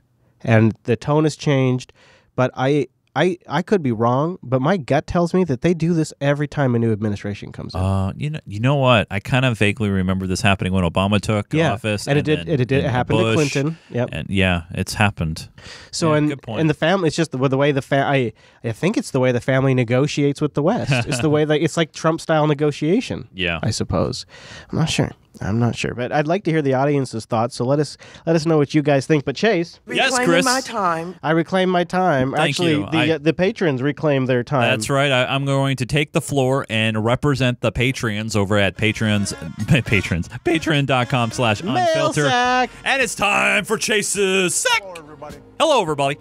So first off, Veratuna writes in and says, well, not sure how much you're going to cover this week, but certainly the latest dump from WikiLeaks is a massive one. That'll be in the overtime. Well, it being called Dumbo, it would be after all. Oh, geez, he's going to spoil my overtime stuff. Well, almost. See, we've almost always, by having it here, we've been avoiding spoilers, but I know. I didn't think about overtime. CIA messing about with webcams and such. Really, it's just an education reading about these projects. Yeah, High Rise, Both and Spy, Outlaw Country, I Pandemic, and of course, Brutal Kangaroo. Yes. These things are getting tense in the South China Sea, and Blackwater, a.k.a. Academy, a.k.a. Soldiers for Hire, are trying to strike a deal with the U.S. government to be the private army in Afghanistan while the U.S. Army withdraws. Private contractors running the show in one of the world's largest opium-producing countries? No way that's going to end badly, right? Thanks, Veratuna. Robert writes in and says, hey, it wasn't until you guys were out a few weeks ago that I realized how much I look forward to this show. Oh, thank you. Nothing better than cracking open a bottle of Rock Creek pineapple-flavored soda to go with some of the legal to own but not legal to buy, because what you expect, it's DC cannabis, and watching you guys pants the news. I will point out that despite the establishment media suggesting that the existence of a deep state as some Trump right-wing delusion, The Nation had a cover story interview with Snowden in fall of 2014, and he said, quote, "There's definitely a deep state. Trust me, I've been there." There is also a really great multi-piece PBS documentary. I believe it's PBS, where they figure out like some of the buildings and stuff like that. It's fascinating. Yeah. The Nation is far from an establishment publication, but when the non-establishment left and right have the same points, there's probably something there. Thanks, Robert. Remember, if you are in Club 33, I send out a message every single week around the morning time of the Wednesday that we record this show over at patreon.com/unfilter. So if you're Club 33, make sure you get on that waiting list, because right now we are filled up once again. Ooh, that's awesome. Patreon.com/unfilter. We can also get clips. Just keep us going, keep us independent. We only picked up 2 supporters. We're in like this summer slowdown right now, and we could really use the support. We would really appreciate it, because I was kind of gearing up for our next milestone, and it's slipping, Chase. It's slipping. Well, you know, patreon.com/unfilter. The summer is, you know, everybody's out. They forget about the cards. They you know, it's okay. It's the other thing is when there's not like huge, massive news that's changing the world happening that week, people are less inclined to donate. Right. People donate or become patrons when there's tragedy. It's kind of this weird thing that happens, and when there's tragedy, then they all get on board. Right. So it's like, I would love to see more support when there's not crazy things happening to keep us going, because we keep researching stuff and keep following stories even when there's not some really dramatic thing happening. And so patreon.com/unfiltered. Yes. I'd really appreciate it. Now, there's a bit of admin we need to do before we go. Right now, we are not lined up. We don't have a recording availability on Wednesday next week. Now, I actually was wondering, you know, we've had a couple of weeks in a row with low patron turnout, and I've almost wondered if when we have like weeks of low patron new signups, if we shouldn't maybe just like take a summer break and take a week off. Now, I'm not. It's just because to me what it implies is there are less people watching, and so we could always use time to recoup, because this show is a marathon to produce every week. Or we record at a different time, and maybe just depending on when we record it, there's different things we record. Or you know what? Or I have a third idea. Or we release something exclusive for the patrons. Yeah. Because honestly, you know, they're the ones. You know, we know there's a lot of you guys that enjoy our show, and I'm not here to crap on you. And by the way, I'm a little triggered. If you listen to the pre-show, that's you know true. what. Yeah, that's true. But you are hashtag triggered. I'm hashtag triggered right now. But that being said, you know, 549 of you, I love you guys, because you guys are the ones that keep us going. And I know there's a lot of you who download and listen to our show that, you know, you're like, you know what, I like listening, but I don't want to throw in $1 a month. I don't want to throw in $2 a month. I mean, it costs you more. Reclaiming my time. No, go ahead. I failed to yield the floor. I failed to yield. No, go ahead. But it's one of those things, and I know you may not say this because you run Jupiter, and you know this is your baby. You know we've grown this to a point. But for me, you know, the patrons are the ones that matter because we don't have sponsorship. It's all on the patrons and it's on you guys. So if you like what we do, support us, okay? Because I honestly wouldn't mind if we took this show and we just released it to them only. Because they're the ones that care about us. I know, but the motivation of the show is to try to reach as much. I know, but at a point, you got to get some people moving and say, Fired hey, up. Let's support us. So we're still figuring out what's going on next week, but we'll figure it out. We'll try to make sure the patrons get something. Patreon.com/unfilter. That's right. Don't know what that is. I was thinking we could also do like an episode where we do like a one-off on what the hell's going on in Yemen or something. Like we could do something. I don't know if people be into that stuff though. Yeah. So, but and of rant, I mean, I understand that there are people that can't support the show. I'm talking about the ones that have been listening to us for years and decide not to support us. I think also I want to encourage the audience to check out the Discord Unfilter channel. We may, like Rikai's talking about in the chat room right now, do future voice participation with the audience. Like if we have to record, like say we wanted to record an extra episode, we could save a few special things and then like do a Discord voice channel and have like an audience episode. Right. And we'll probably also work with our patrons in there in the future too. Yeah. So you can find that at discord.me/Jupiter Colony, and join in the Unfiltered chat in there. All right, Mr. Chase, are you ready for the high notes, sir? I'm ready to relax. Yes. Let's reset. Hopefully we'll calm you down from that rough commute you had. And I'm triggered. There's one of my favorite things to talk about with people that are not totally familiar with some of the medicinal benefits of cannabis is the medicinal benefits of CBD oil. Yes. And especially for kids. This is where our first story takes us. She knows how to do it. She doesn't need your help. Jump. In many ways, Cadence Mullinax is like any other 7-year-old girl who loves t-ball and cell phone video games. You gotta be still. But there is a part of her life her parents wish they could change for her sake. I don't know that she's ever had a time where she's been completely seizure-free. She has a genetic disorder called tuberous sclerosis, or TS, which causes seizures nearly every single day. These kid stories are so great because they there's like this chemical that got turned on in my brain or something that literally it's like a 1 to a 0 or a 0 to a 1, on to off, before parent, post parent. Now every time I'm a parent, when I see these stories, I'm like, oh, what if that was my kid? What would I do for my kid? Would I give my kid pot? Like, it's like this weird psychological thing that happens once you become a parent. And so all these stories, like, you're like, oh, man, I could only imagine if my kid was having seizures. I will say this. I wouldn't say every, because I know no one always, and never, nevers. But that's deep, dude. It's very deep. However, if you have children and your kid was dying, or even suffering. Right, or suffering. And let's say the only thing like that could help them is like crack cocaine. Wow.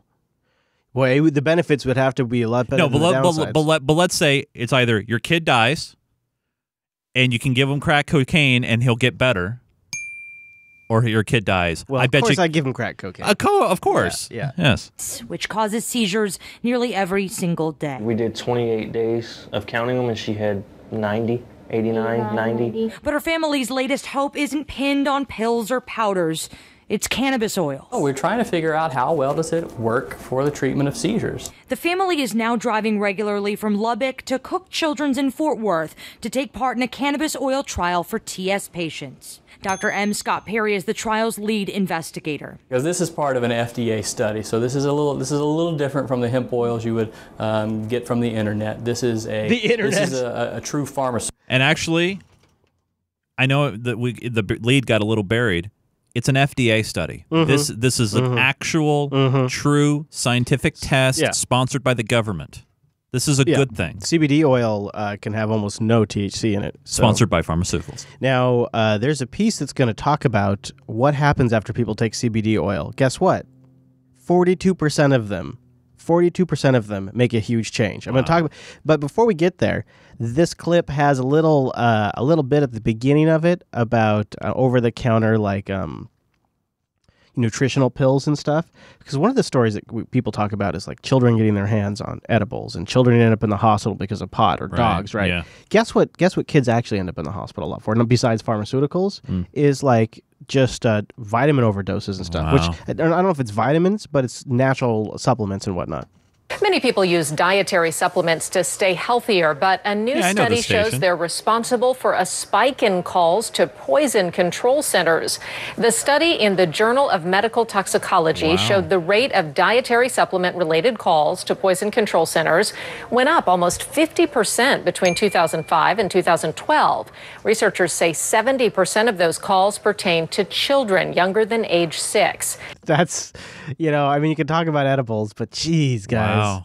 The good news is only 4.5% of all calls resulted in serious medical outcomes. Wow, there's even serious outcomes to begin with. All right, so that was just a bit like when we talk about children getting their access to pot when it becomes recreational. That's a way to frame that conversation a little bit differently. But now here's an interesting stat about people that try out CBD oils. Some surprising numbers today from a survey of users of the non-psychoactive cannabis compound cannabidiol, or CBD. The Brightfield Group and Hello MD survey shows 42% of CBD users stopped using over-the-counter and prescription pain relievers altogether. Holy shit. Wow.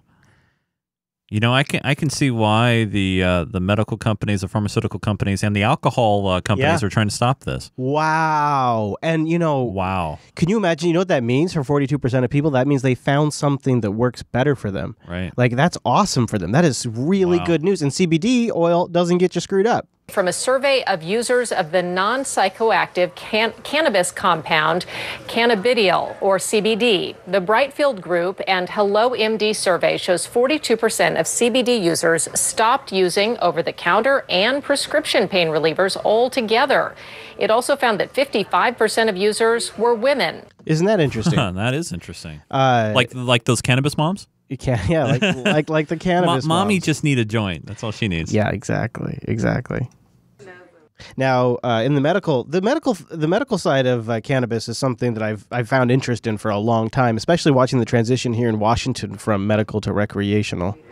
As marijuana is becoming legal in many places across the country, more may feel that giving it a try, even for non-medical reasons, isn't a problem. But this week, a new study that's triggering the smoke alarm. Are you ready? You ready for a little bad news? I'm triggered. Yeah. I'm already triggered, so. It's triggering the smoke alarm. They love that crap, don't they? They just can't help themselves. So we always talk about the benefits. So let's talk about something that might be worth looking into that could be a potential downside, just because we like to do full disclosure here. Fair and balanced. The new research published in the European Journal of Cardiology, following hundreds of subjects over 6 years. Those who said they used pot had 3 times the risk of death from causes related to high blood pressure. Wow. We already know that THC, the active ingredient in marijuana, can cause an increased heart rate and other side effects.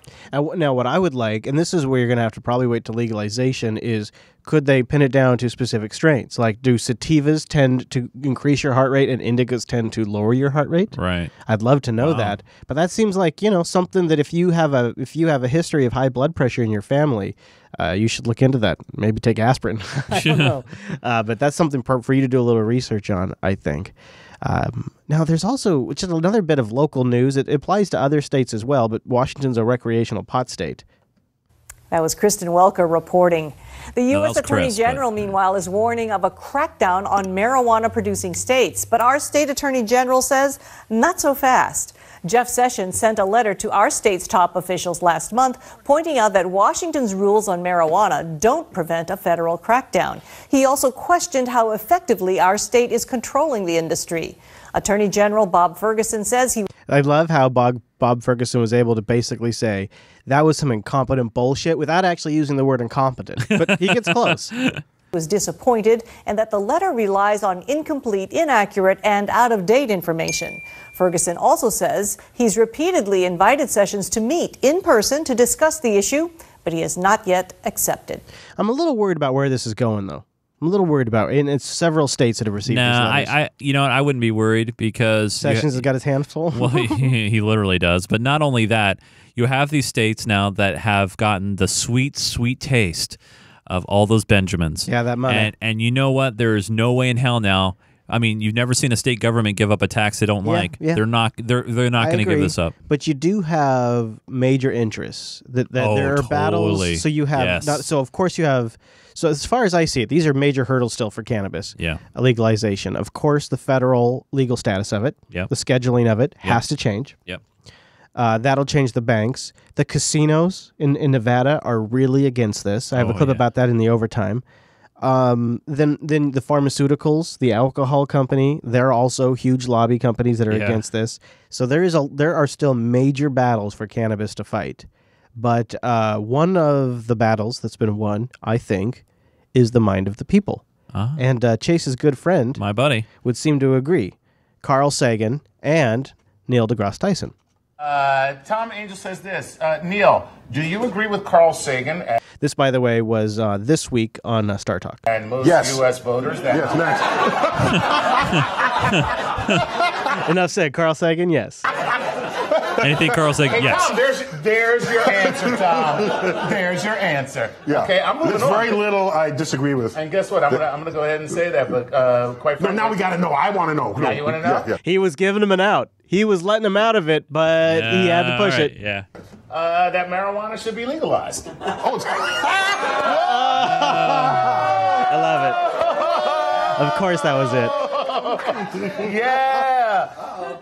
Whoa. So I think if you really analyze it, relative to other things that are legal, there's no reason for it to ever have been made illegal in the system. Episode 1. Laws. That is extremely rational, which I expect from you, and you're absolutely right. Yeah, I mean, alcohol is legal, and it can mess you up way more than smoking a few J's. Take a trip down memory lane. Go back and watch episode number 1 of Unfilter, and you will see how far we've come. But not only we covered this exact topic. Yeah. It is good to hear Neil deGrasse just say it, though. Yeah, just absolutely. Say it. And also not try to shut up the part about Carl Sagan, because sometimes people in the past are like, oh, don't say that, don't say that. Yeah. When it's true. It's very true. He's a big supporter.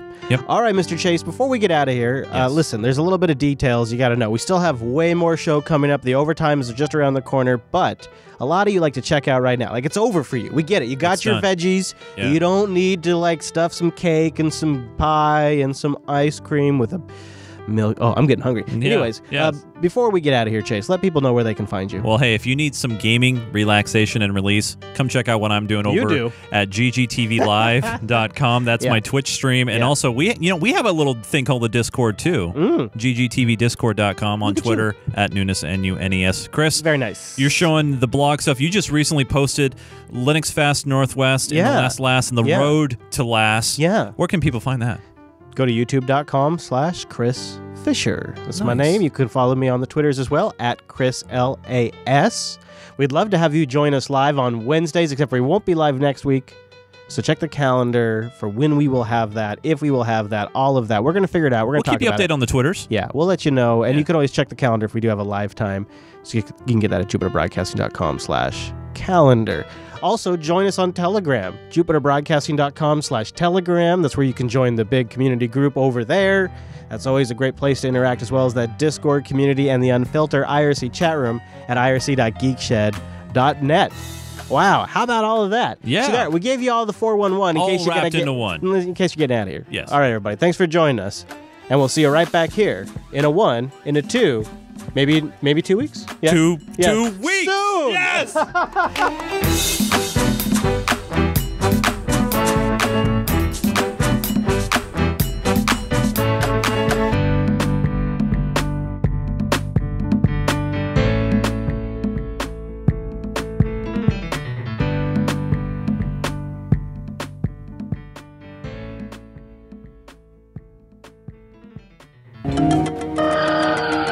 Don't believe the anonymously sourced leaks. Overtime is just starting, which means Unfilter's just getting started.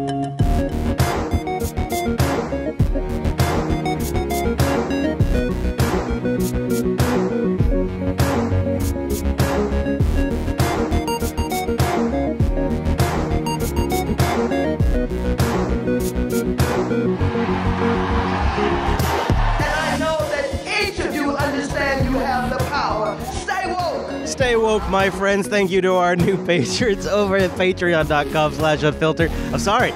I just love it too much. Just stay woke. We've got only 2 new subscribers this week. It's the Summer Slam? No. Slog? Yes. Patreon.com/unfilter. Thank you to Dead Ken and Matthew B. Our only new supporters this week. If you think this show's worth your time, even if there isn't some story that pushes you to our Patreon page. Thank you for considering to support us at patreon.com/unfilter. Now, this segment is dedicated to those supporters and maybe future supporters too. So let's get into some stuff here on the overtime. I have a whole range of things to talk about. There's not a lot of crazy Nancy stuff in the news this week, but we do have some stuff for the Oh Nancy segment.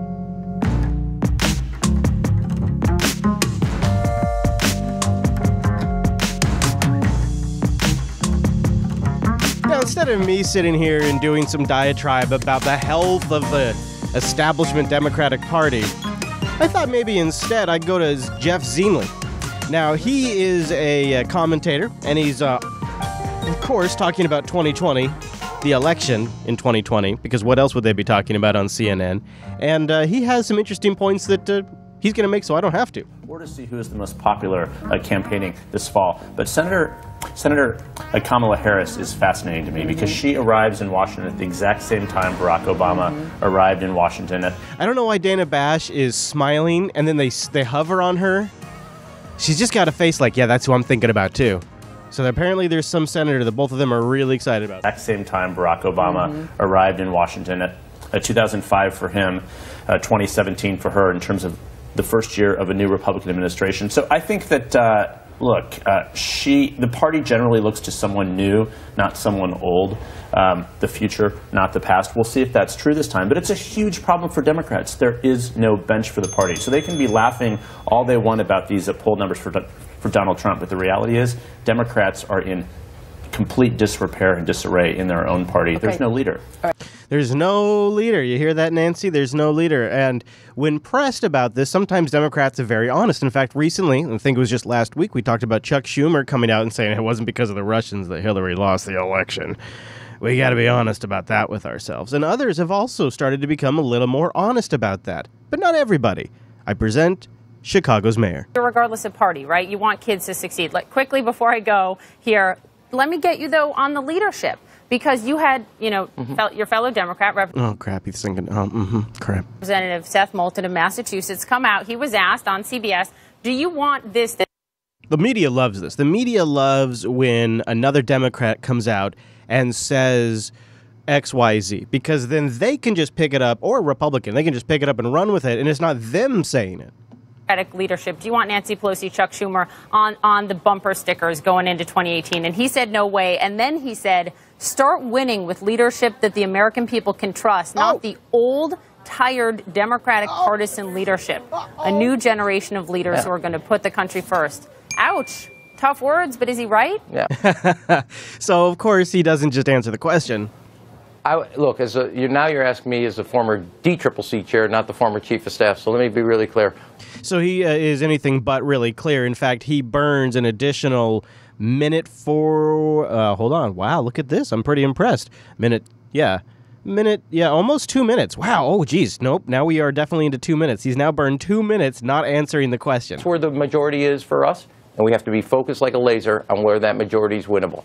Look, you're the one who led the effort for Dems to retake Congress in 2006. You know what this is like. They're wrapping me in the control room. Yes or no answer. I like it when they say that. I like it when they say that because it reminds the audience at home that they're just news actors and they're just saying what they're told to by the control room. Dems to retake Congress in 2006. You know what this is like. They're wrapping me in the control room. Yes or no answer. Is this leadership, Pelosi, Schumer, the leadership to do that?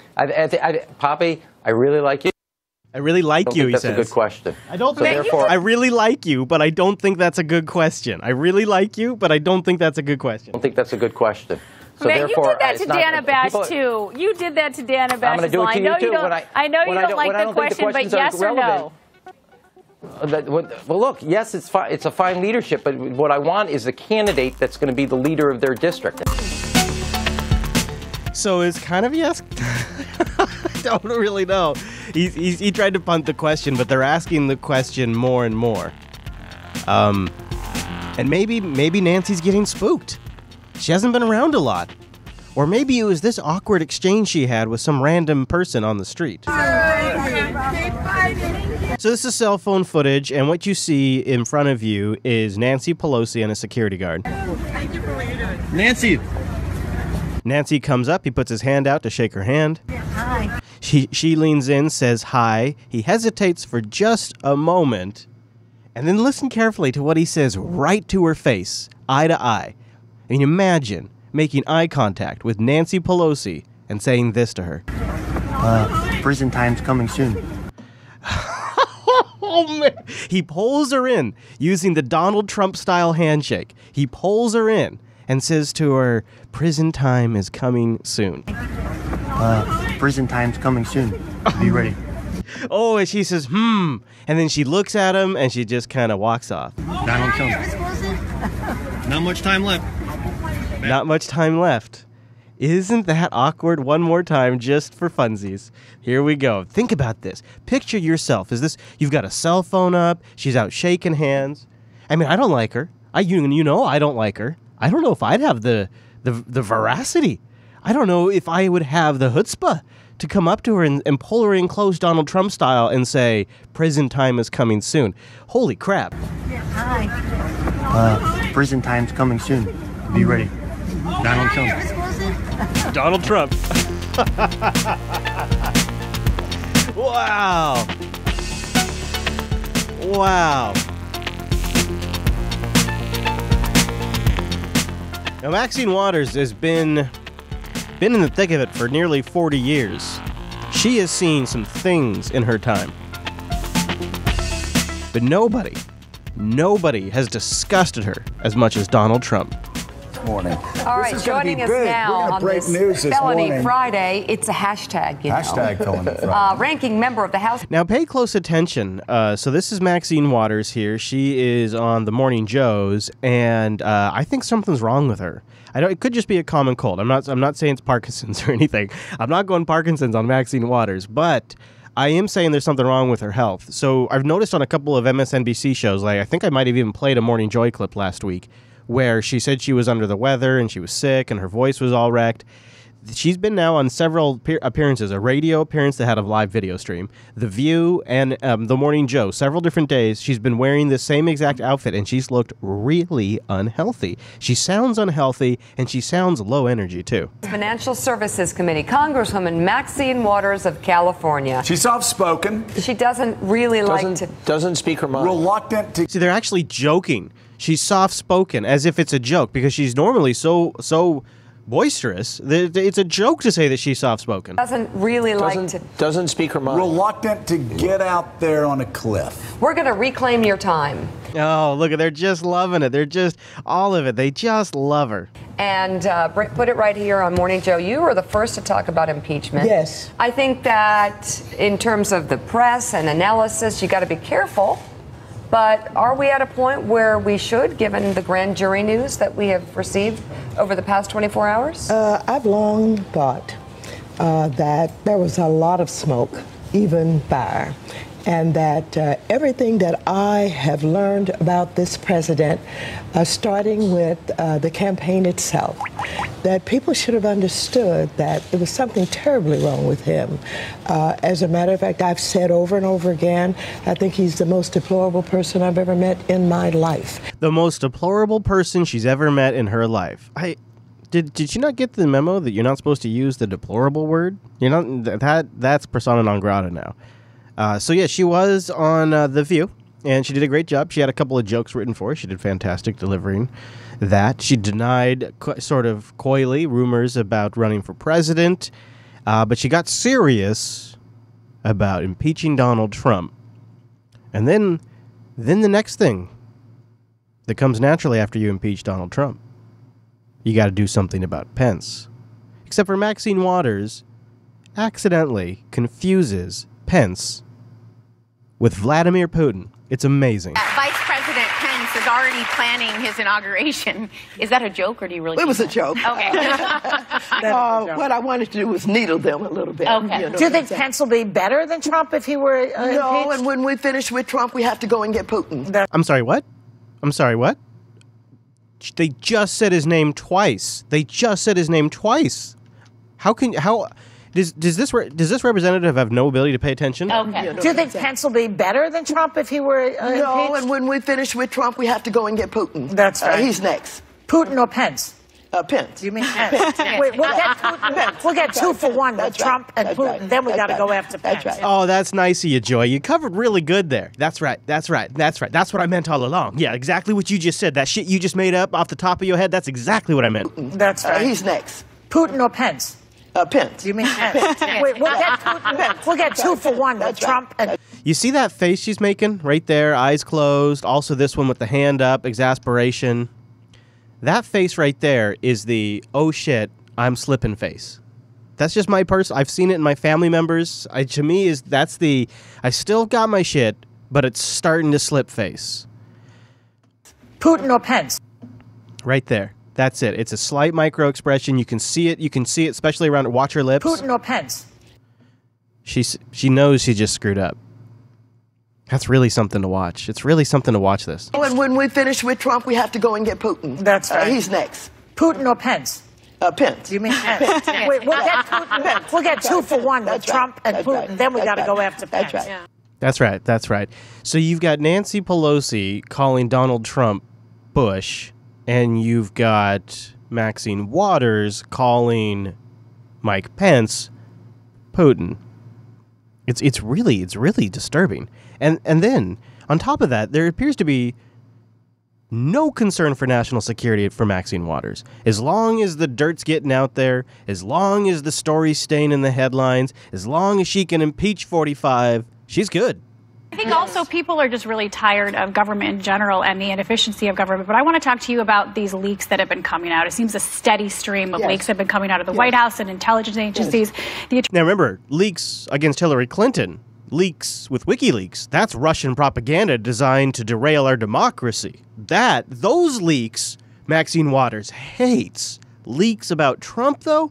100%. Attorney General Jeff Sessions was he just delivered a briefing today about cracking down on this. But we have to be bothered by these phone conversations, these confidential conversations that he had with Mexico and Australia that were just illegally leaked to the Washington Post. There's a lot of Democrats that are disturbed by this because it threatens our national security.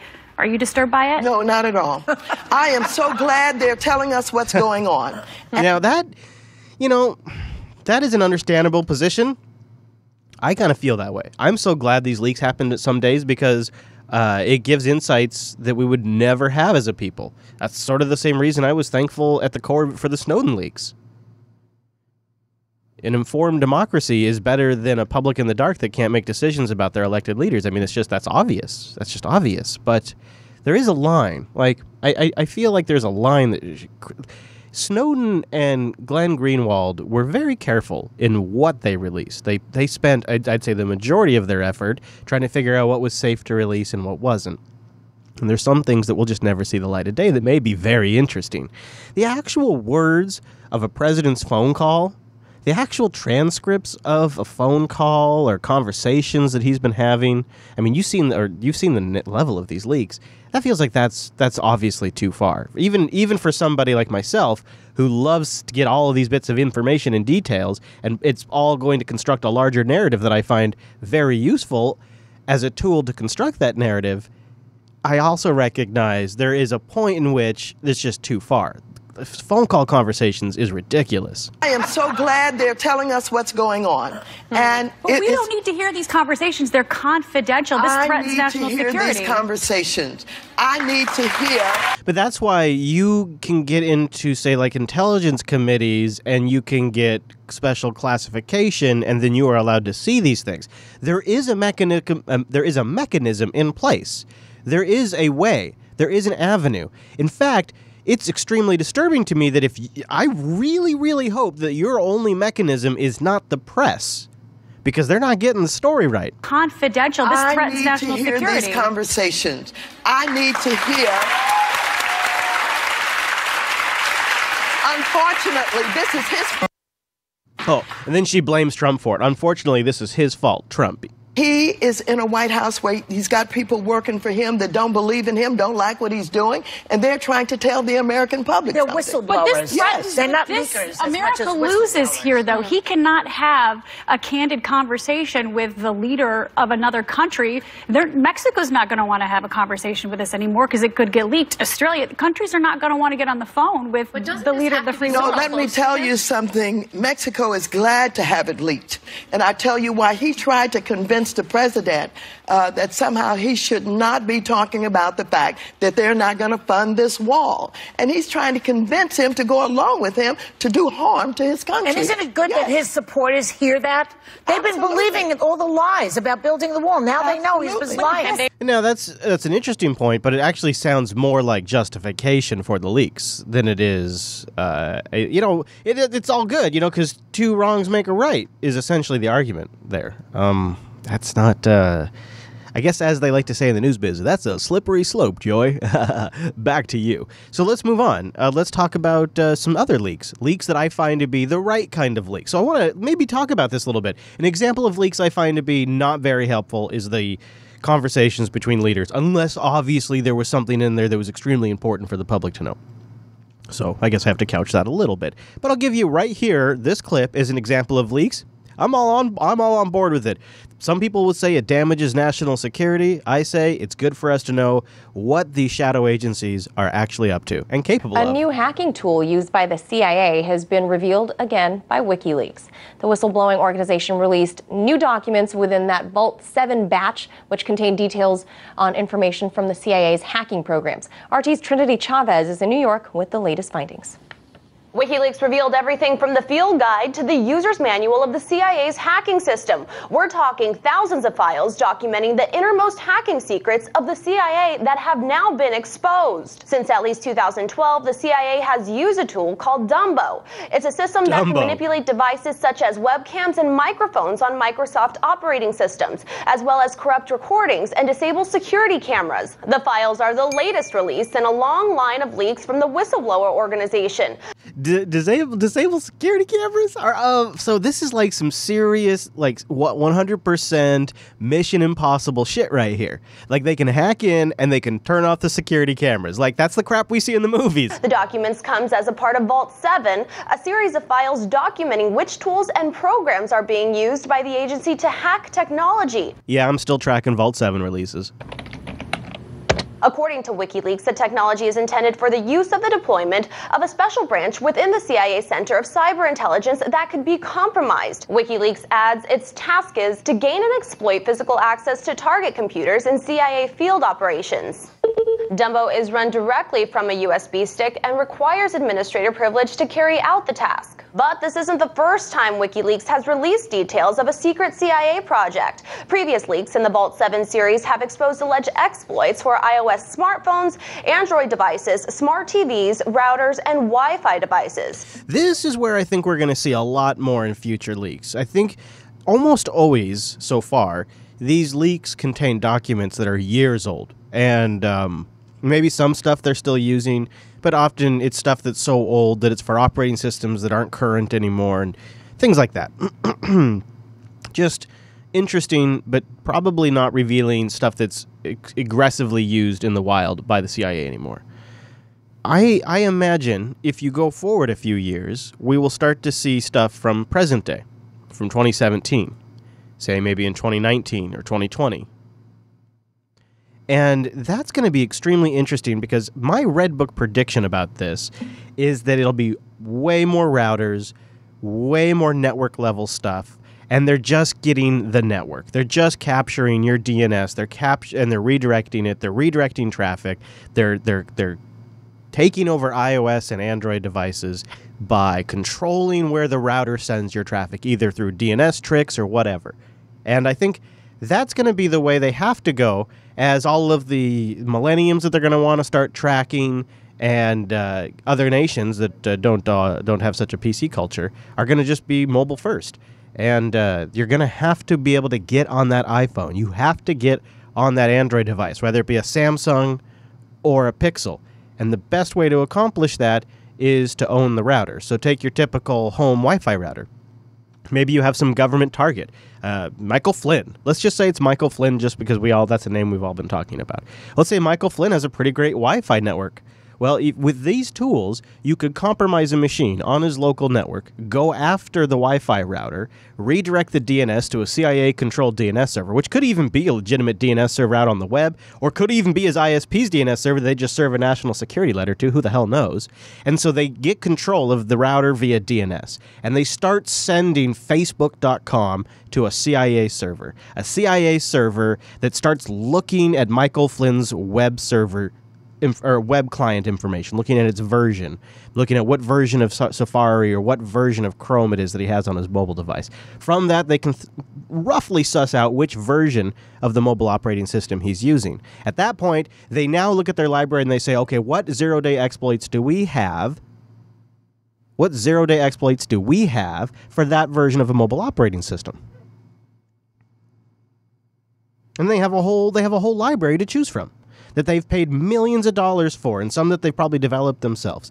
It's available to the agent. It's a selection system. It's a choose and match. Okay, you've got Android 7.01. All right, you've got iOS 10.1. Okay, great. You choose that, then you choose your attack vector. Is it email? Is it messaging?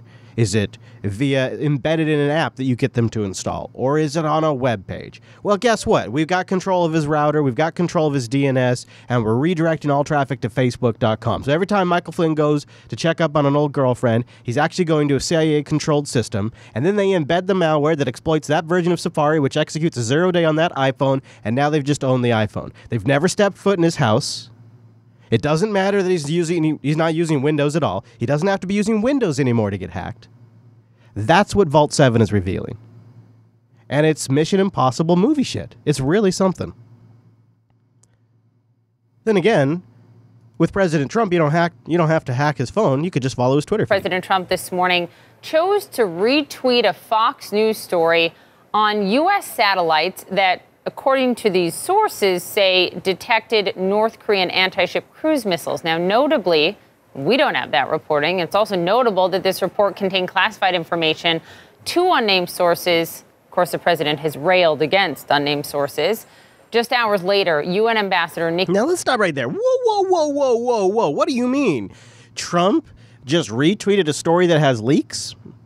Yeah, here's my problem. Have you noticed? You must have noticed this. Donald Trump is playing the media just like the media is playing Donald Trump. So last week we talked about how Spicy Sean worked with Rod Wheeler and what's the donor guy's name? Shoot, I'm drawing a blank on Braxton. And they all worked together to supposedly massage a story, maybe with or without Donald Trump's direct input, to massage a story about Seth Rich and present it up the chain to Fox News. The Trump administration, at some level, even if it was just spicy, was directly involved in creating a fake news story. Maybe.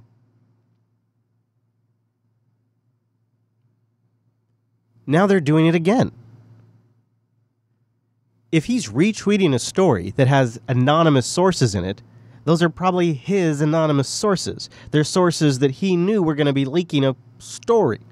You see, the problem here is there's things that he wants to say about the way he's handling the North Korea situation, but because it's classified, he can't come out and say it. So instead, he has someone leak it for him, and then when they leak it, he retweets it to his rather well-known and rather popular Twitter feed. It seems obvious almost, and that's fake news. On U.S. satellites that, according to these sources, say detected North Korean anti-ship cruise missiles. Now, notably, we don't have that reporting. It's also notable that this report contained classified information.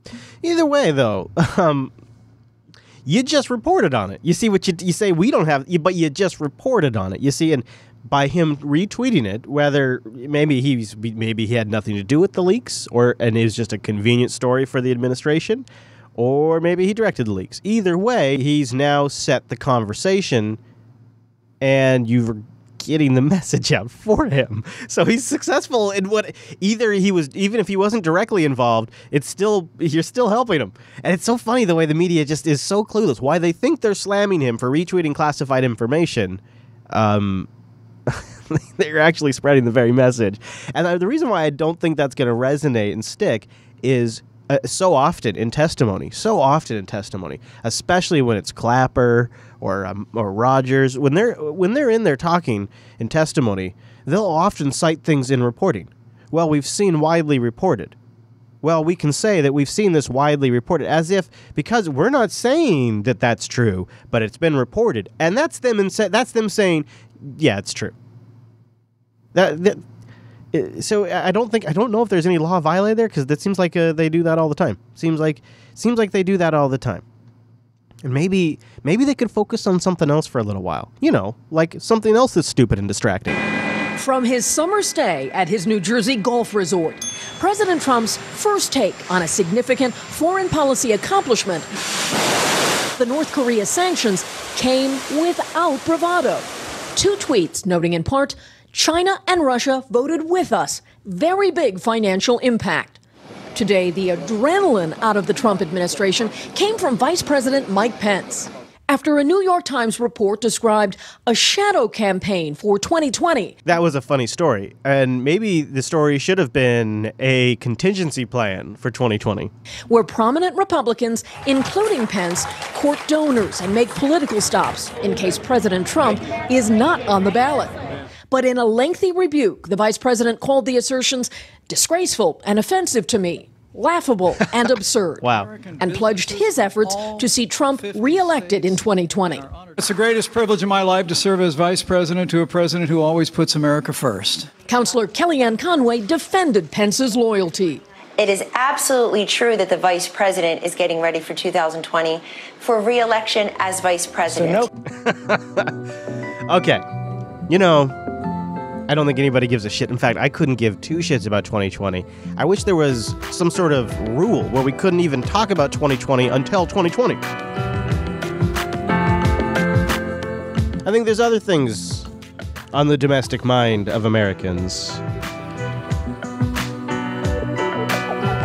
Here's a staggering stat.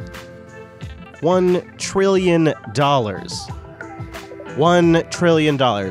Well, no, that's not the debt of the United States, is it? Because obviously it's more than that. It's not yet the value of Apple. Could be the value of that new Saudi Arabia energy company that's about to launch. But no, it's none of those things. $1 trillion is all y'all's debt. Your credit card debt, collectively. Americans now have the highest revolving debt in U.S. history. According to the Federal Reserve, Americans collectively owe over $1 trillion in credit debt. Since the recession in 2008, banks are once again doling out credit to customers with poor track records. Melinda Chan joins us tonight for more on the numbers. Lots of people burning the plastic, that's for sure. A lot of ugly numbers again, Ed. These numbers are kind of funny, though, given all the recent good economic data and the stock markets hitting record highs. So while credit card balances are increasing, the overall amount of debt that each American household is carrying over month to month is actually lower than it was during the crash of 2008. It's actually down about 27%. Back in 2008, credit card debt was hovering around $10,500.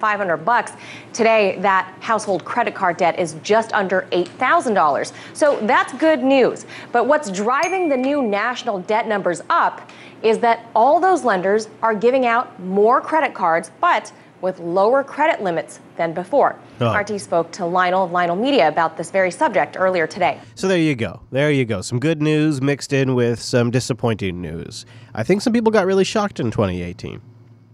I'll tell you what shocked me. There's a story. This is maybe the story that shocked me the most this week. Okay. So we've been following this whole Debbie Wasserman-Schultz IT guy after he got arrested. Actually, we've been following him way before that. But we really started following the story on a weekly basis when he got arrested. And one of the things that I brought up, and many others did too, is why the hell, after he was barred from working in D.C., did Debbie not just fire his ass? And why did she pay for a house for him? And why did she help pay for some of his family members and allow him to wire money back to his wife? And what was going on with all of the machines that were stolen and the data that was leaked? And did she have some involvement? And is that why she was paying him? But you see, how dare I? How dare I? How dare I? How dare I Debbie is doing the good work. Debbie was doing something that more of us need to step up and do. Debbie was protecting this Pakistani from religious prosecution. And you see, people were going after him for selling back their own hardware to the people that owned it at exuberant prices. They were going after him for doing that for religious reasons. They were going after him for leaking data for religious persecution reasons.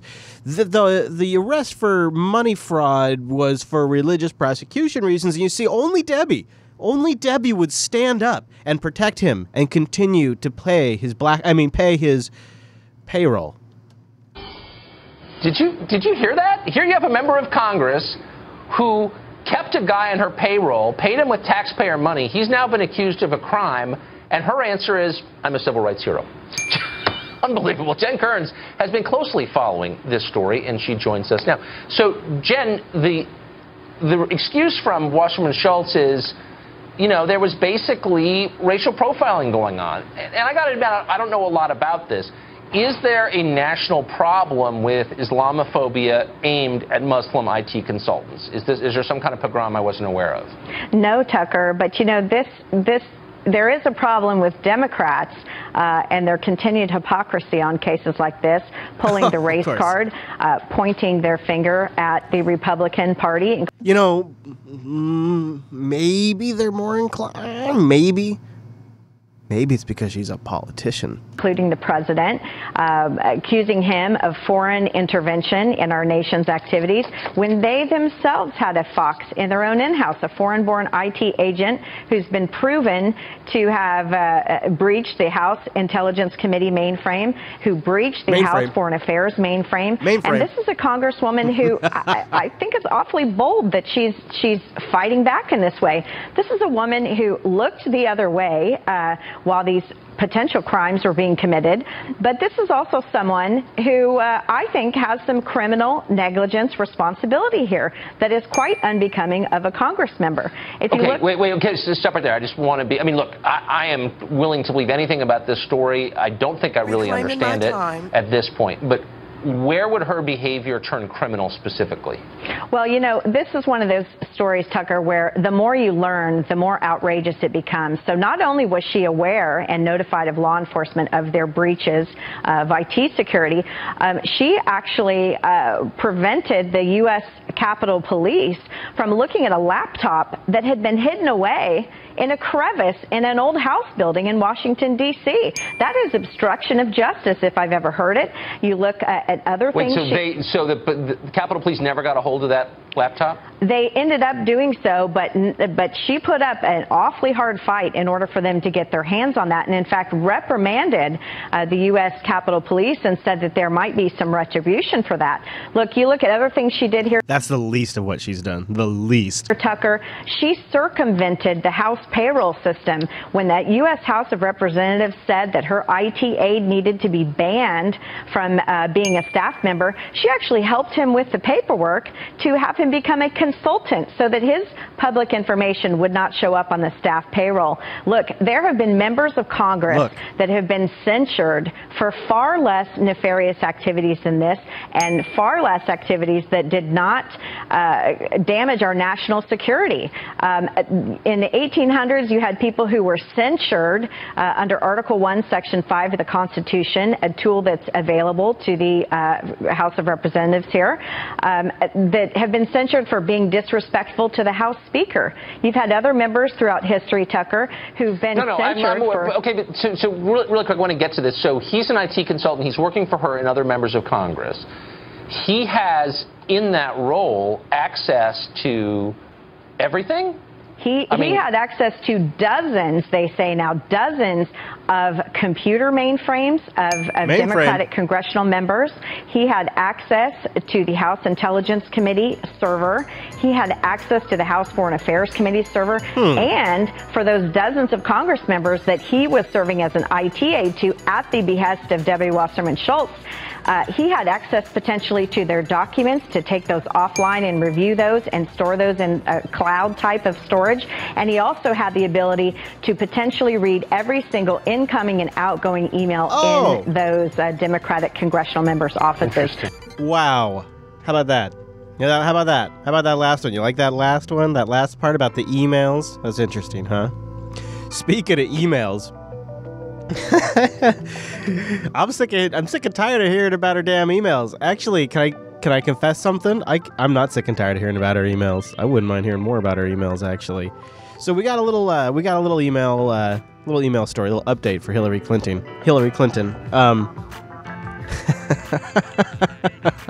Oh my God. It's clippity-clop. Yeah, the message is clear. I just found this. Just clippity-clop. I gotta listen to the No Agenda show again. That's a classic. That is a.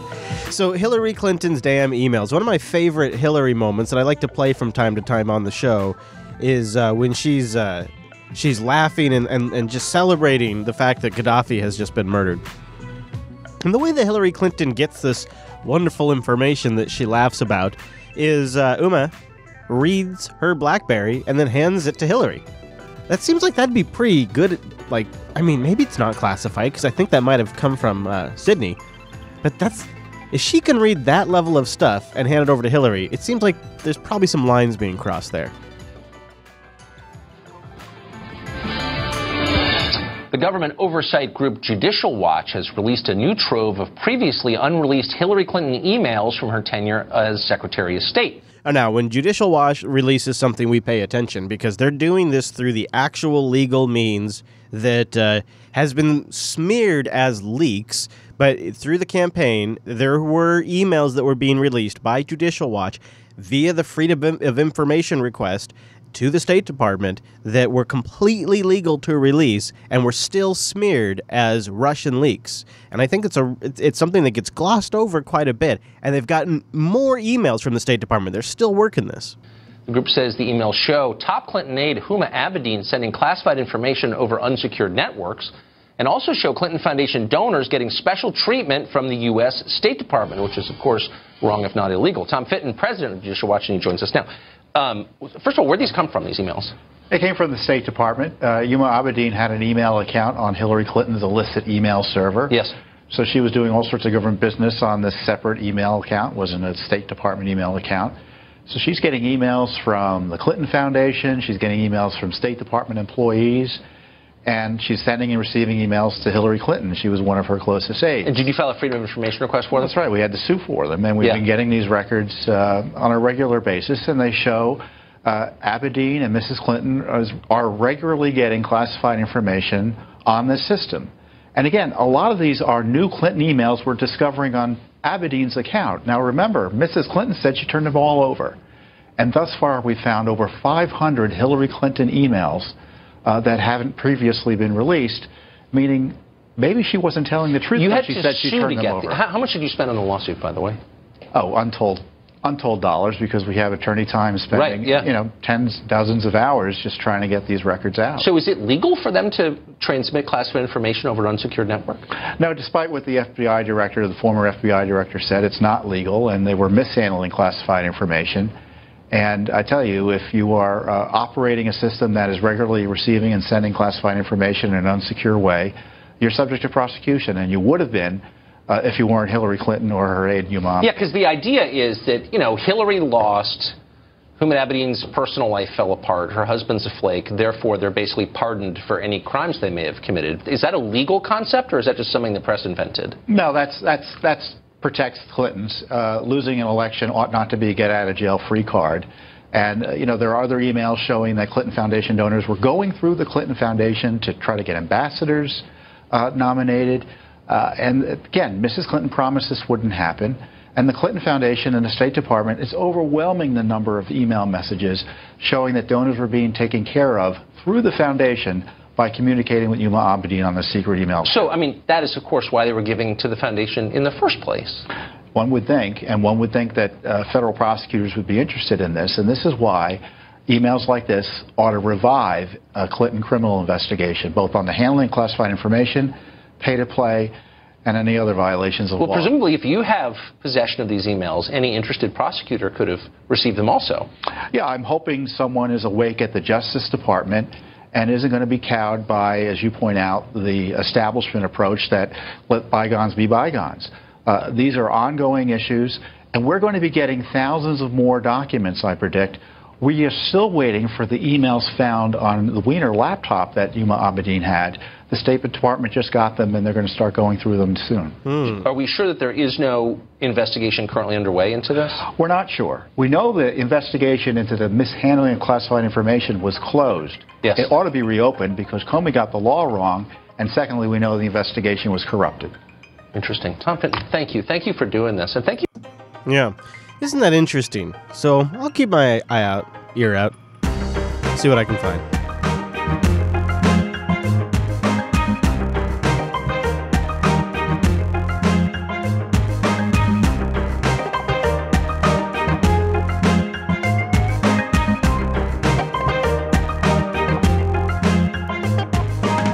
To do a little extra high note here in the overtime. It didn't really fit in the flow with the main show, but I thought following up on how pot's going in Vegas, it's probably worth doing on the show since it's a story we have been tracking for months now.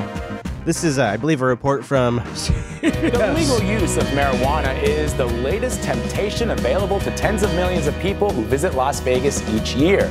Nevada last month became the 8th state to allow the sale of recreational pot to adults 21 and over. But even as Las Vegas restricts what people can do after they legally buy their pot, Mark Strassman is on the Strip with what one say is discrepancies in the law.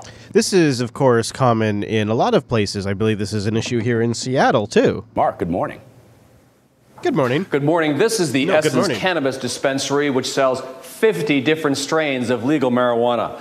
This brand is called Venom OG. A gram of it costs $18, cash only. The names. But for tourists, the legal challenge starts as soon as you walk out the front door. Anything goes in Vegas, right?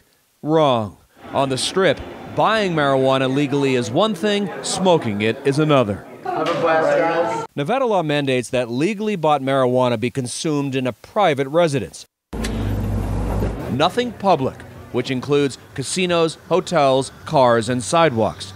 Armin Yamidjian, who owns this dispensary, says the law puts most of his customers in a tough spot. About 70 to 80% are tourists. And these people have no private space to go to because they don't live here. Well, that's the problem. No other industry in the world can you buy a product and then not use it anywhere. It's silly.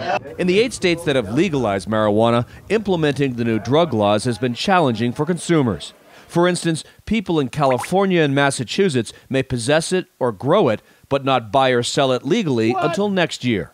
Sales are legal in Colorado, Nevada, and Washington, but for now, public consumption is banned. State Senator Tick Sagerblum supported legalizing marijuana here. People are already buying it, people are using it, so this is not something new. It's just let's go ahead and take the next step and acknowledge that fact and provide a venue for them where they can have fun. Marijuana has a place in Sin City. Now, that's a CBS move. The CBS anchors, this is according to somebody who used to work at CBS, CBS anchors are instructed to say, interviewers, are instructed to say things in a way that prompts the interviewee to repeat it back. They do this all the time on CBS. He just did it, but it didn't work. Have fun. Marijuana has a place in Sin City. So if he would have said marijuana has a place in Sin City right back to him, which is super common in these interviews, boom, instant soundbite. But instead, he thinks about it, which is, they hate it when that happens. Place in Sin City. Marijuana is perfect for Sin City. But for now, Vegas casinos and hotels have too much at stake to allow it. Gaming is a $13 billion a year business in the state. Casino licenses require following federal, state, and local laws. And then this is the rubs. In fact, that's why the casinos were so against it. They put tons of money into fighting legalization. I honestly didn't think it would pass just because the amount of gravity that they have in Nevada. So I got to imagine they're going to just fight this thing like a bunch of grumpy bastards. This is the marijuana industry. This is the gaming industry. And the two shall never meet. Tony Alamo chairs the Nevada Gaming Commission. But at the end of the day, it's very clear-cut. It's against federal law. Oh, there you go. Until the federal law changes, that's the standard they have to maintain. Well, then what's going to happen when it changes? 25-year-old David Harper is visiting from Houston. The marijuana he bought legally, he'll smoke illegally. Gotta be discreet, but oh yeah, for sure. And you're not the only one. I'm definitely not the only one. There is no consensus about the solution here. The local marijuana industry is pushing to legalize pot cafes, the kind they have overseas in Amsterdam, and the kind that Colorado will roll out later this month. But for now, Margaret, what tourists buy in Vegas, they can't use in Vegas. Oh, I have a feeling there's going to be money to be made. Maybe a hotel? I don't know.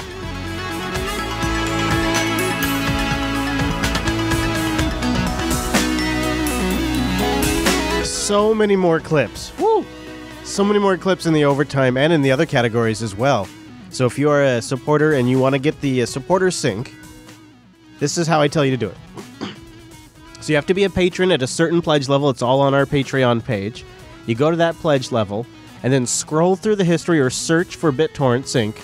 Find the information there. I would recommend not installing it on your computer, though. Install it on your mobile device. Put the keys in there, and then you can pull out just the clips you want, or you can pull down a whole folder, because at this point, it's many, many gigs. However, if you'd like to help us back it up, you got a ton of space on a NAS, you're a maniac, feel free to grab the whole thing. Someday we'll be moving to another system, so be advised that'll be happening at some point. Maybe something that works better for single clips, like something with a web interface. I just don't really know what yet, but I'm looking at open source projects that would index the directory properly and allow you to preview the links and download them, pull them down, things like that. I've been wondering what old Al Gore's up to. Thought maybe, I know he's working on a new version of his Inconvenient Truth movie. But I've been thinking more about Al Gore and what his political intentions are in the future. He's got a lot of connections that the Clintons do. It'd be great for him to get in. He might have a much better chance than Hillary ever did. And you know, when you watch Al Gore, I mean, if you really watch him, he's got a very casual, sort of non-political vibe about him. However, if you pay attention, you can really notice that Al Gore is a very well-rehearsed man. Perhaps maybe you might say scripted. Now, I'm not sure, but see if you can spot it in this next clip. And now we see these climate-related extreme weather events virtually every day.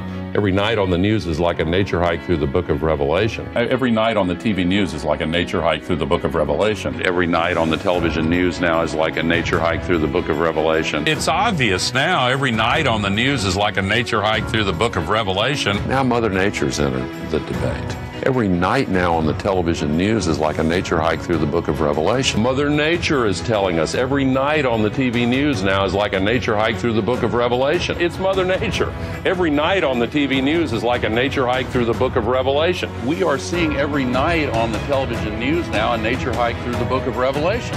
Every night on the television news now is like a nature hike through the book of Revelation. Every night on the television news is like a nature hike through the book of Revelation. It's like a nature hike through the book of Revelation on the news every day now. Excelsior!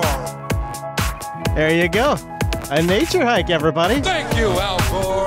Sounds kind of nice. Awesome. Maybe you got to listen to this episode while on a nature hike. If you did, you got to tweet me and let me know. That'd be ironically awesome. Thank you for being here. Thank you to our patrons. Your Unfilter show will be right back here next week.